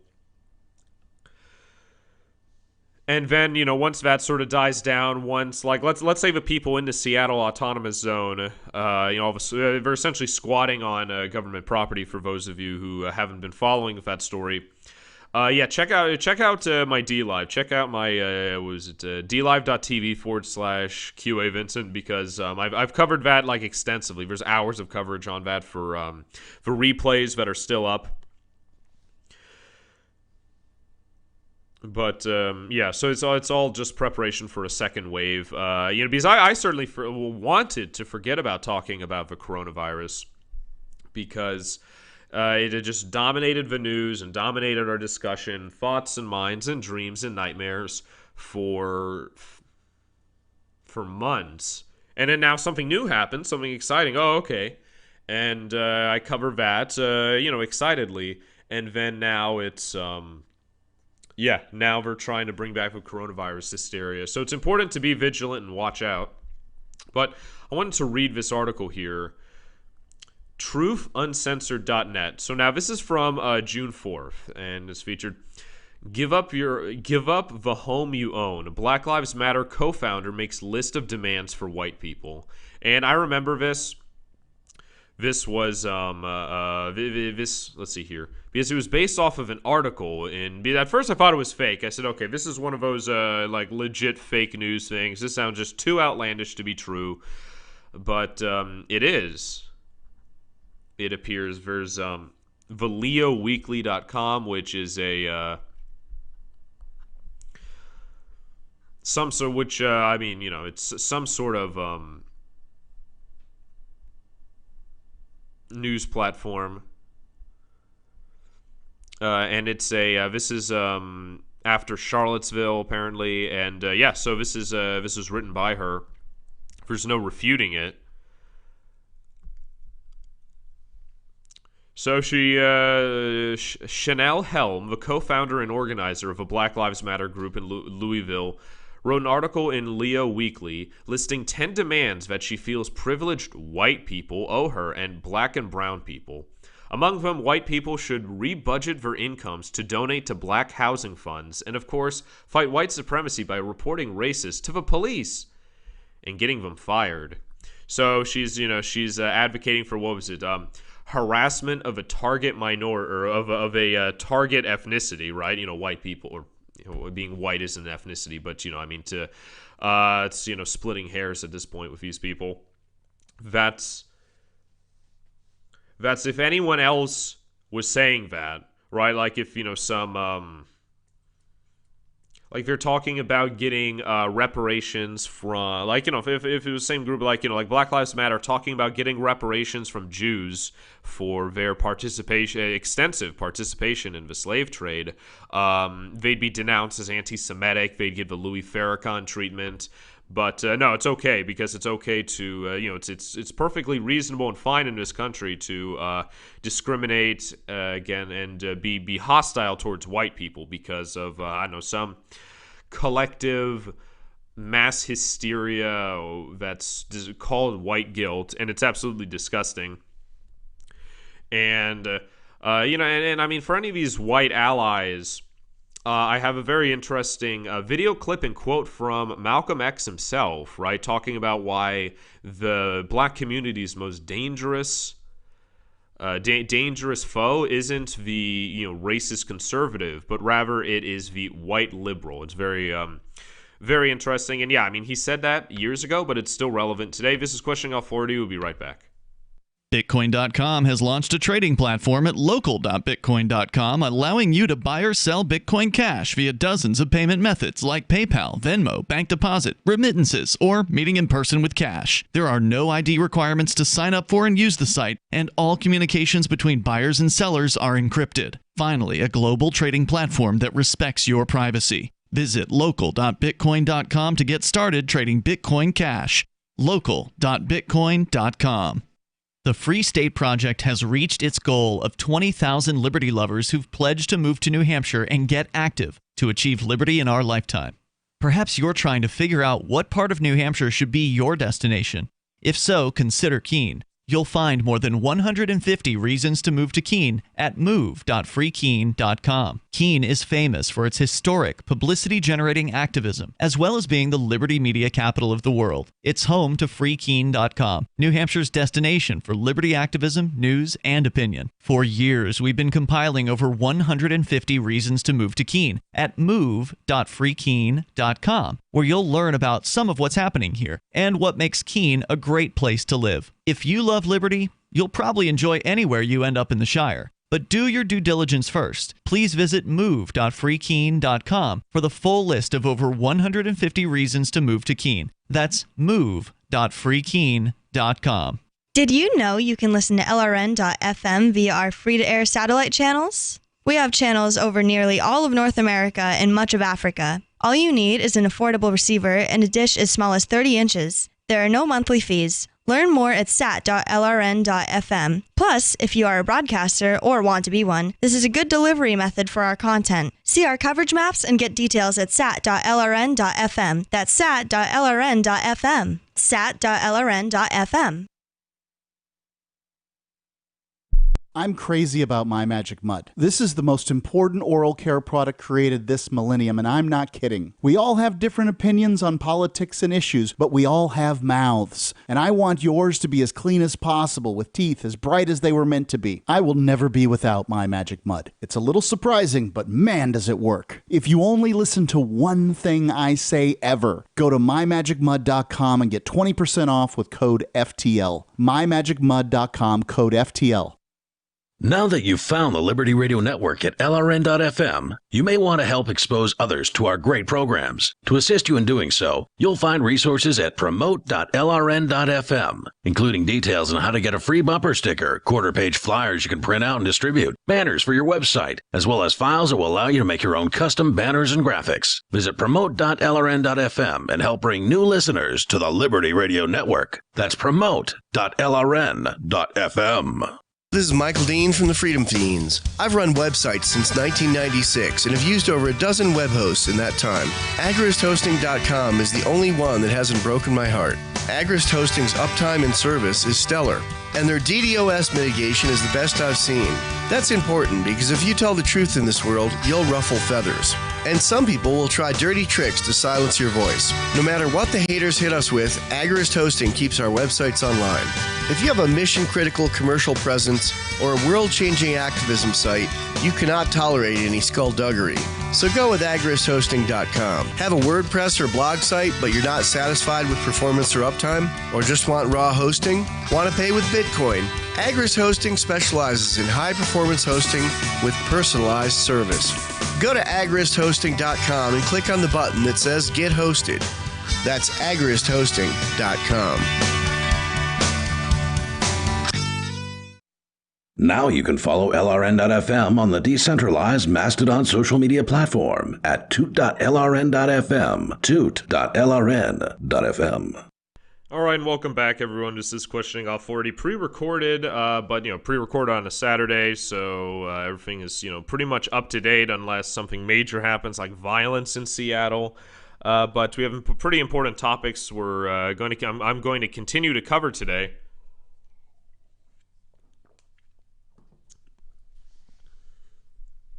like, gosh, what the co-founder of Black Lives Matter, and I just want to be clear that there's, like with any organization, you know, when we're going to talk about funding and Soros money and COINTELPRO and such, and like with any organization, it's like a top-down model, right? Very few things are like totally decentralized, like the Brotherhood in 1984, you know, was allegedly. And when people talk about, like, you know, the Soros funding, people say, oh, you know, I'm a protester. Where's my Soros money? Well, no, I mean, he's only going to give money to the important people to organize it, right? You're the useful idiots who are doing it for free. But there are, you know, well-intentioned people who are, you know, in the organization, and there are important discussions to be had and you know, things to be done about police brutality and police, and you know, my thoughts regarding my thoughts regarding the police is that, you know, they shat the bed. They got most people in America to start to hate them, and now this is the consequences. This is what happens. And even though I disagree with, like, the majority of the politics of the protesters, I mean, you know, I can't help but enjoy seeing them, you know, deck a cop in the head with a skateboard and feel bad when they get arrested.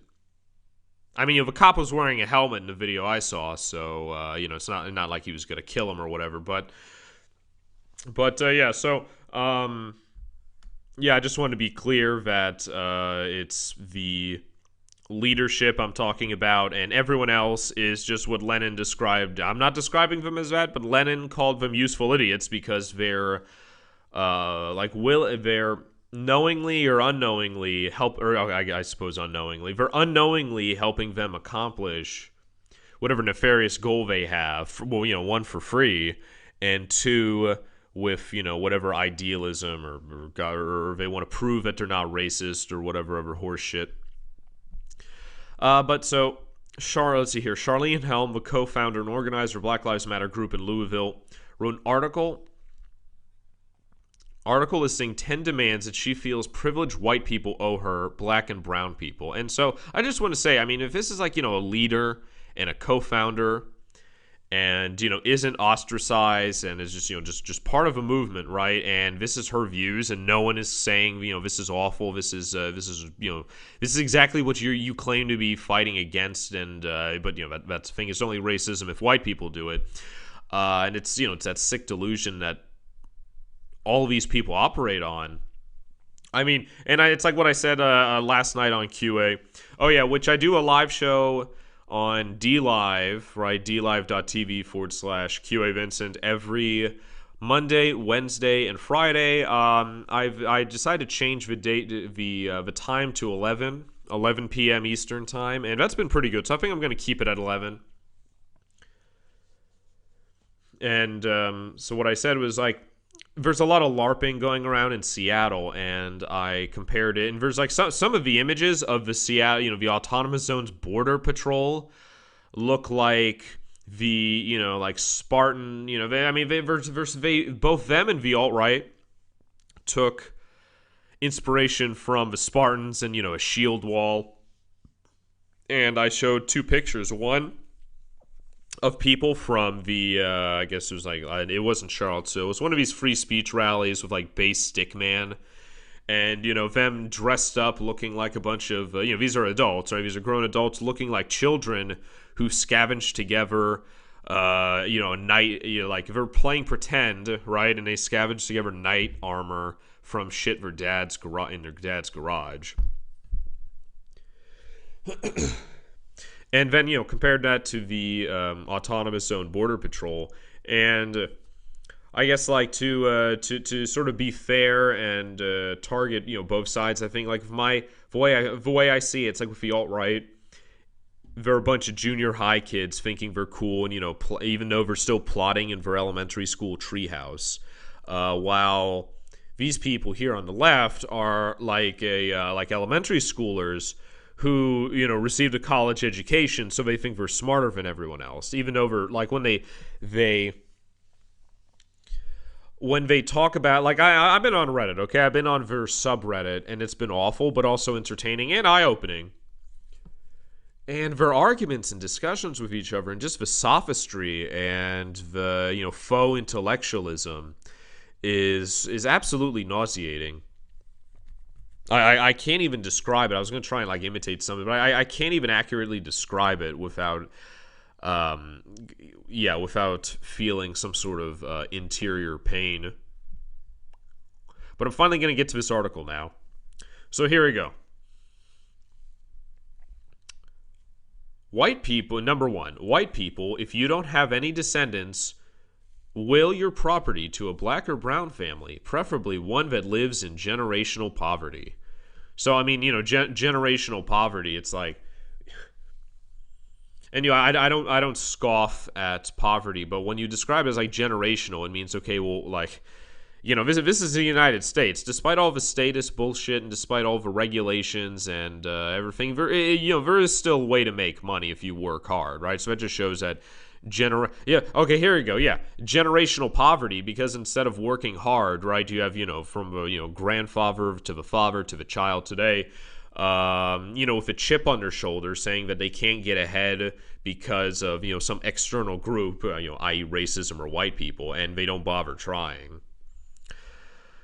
Number two, white people, if you're and that's the thing with that mentality that's spread by the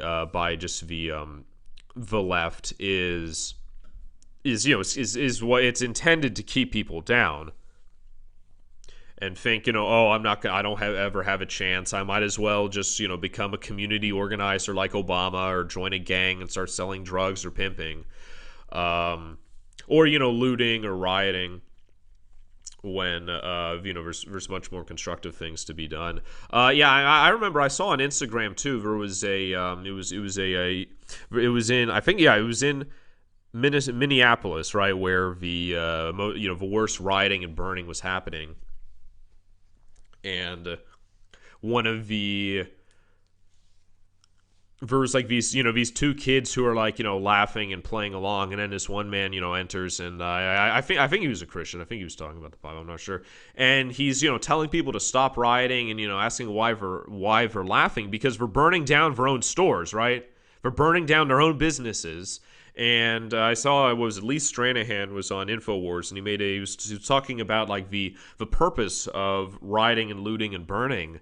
And it's what keeps poor people even more, it disenfranchises them even more. And, I know a lot of, so-called peaceful, freedom-loving people are praising the rioting just because it could get a few cops hurt, or, these people deserve a release. Well, it's destroying the local economy that's theirs, right? In rare instances, they go to the rich white neighborhoods and burn it down. And the whole purpose of it is to keep people poor and keep them dependent on the government, because, if they burn down their only grocery store, they burn down all the businesses that are hiring, it's, so rioting is not good. All right, so I started the article, I teased it, I'm going to get to it next segment. This question for we have some good news. The indictments against Ross Ulbricht in the District of Maryland were dismissed with prejudice, meaning they can never be refiled. This is especially good because those indictments contain the only charge ever made that Ross engaged in murder for hire. This was a serious allegation that Ross Ulbricht denies. It was never prosecuted or ruled on by a jury, but was trumpeted by the federal government and the media as if it were proven fact. The Maryland court held these indictments for almost 5 years, poisoning Ross's case and leaving him under a cloud of unproven allegations. As explained in Ross's appeal to the Supreme Court, the fact that the judge used these allegations to give Ross a draconian sentence of double life without parole violated his Sixth Amendment right to a jury trial. Judges are required to issue sentences based on convictions decided by a jury, not unproven allegations never even charged at trial. Although this is a positive development, the dropped indictment will not set Ross free. Now, a presidential pardon is Ross's only hope of freedom. Sign the petition at freeross.org. freeross.org. There are basically two types of advertising: direct response and branding. Radio's great for direct response with its low cost to listener ratio, but audio can't be beat for branding, which is a longer term endeavor. You want to be the first thing that someone thinks of when they think about your product or service. If you have a local business that you want kept top of mind in your community, call the station. If you need national reach, Free Talk Live's got around 200 radio stations, millions of monthly listening sessions, can suit all budgets, and if we don't think we're right for you, we'll tell you. Email me, mark@freetalklive.com.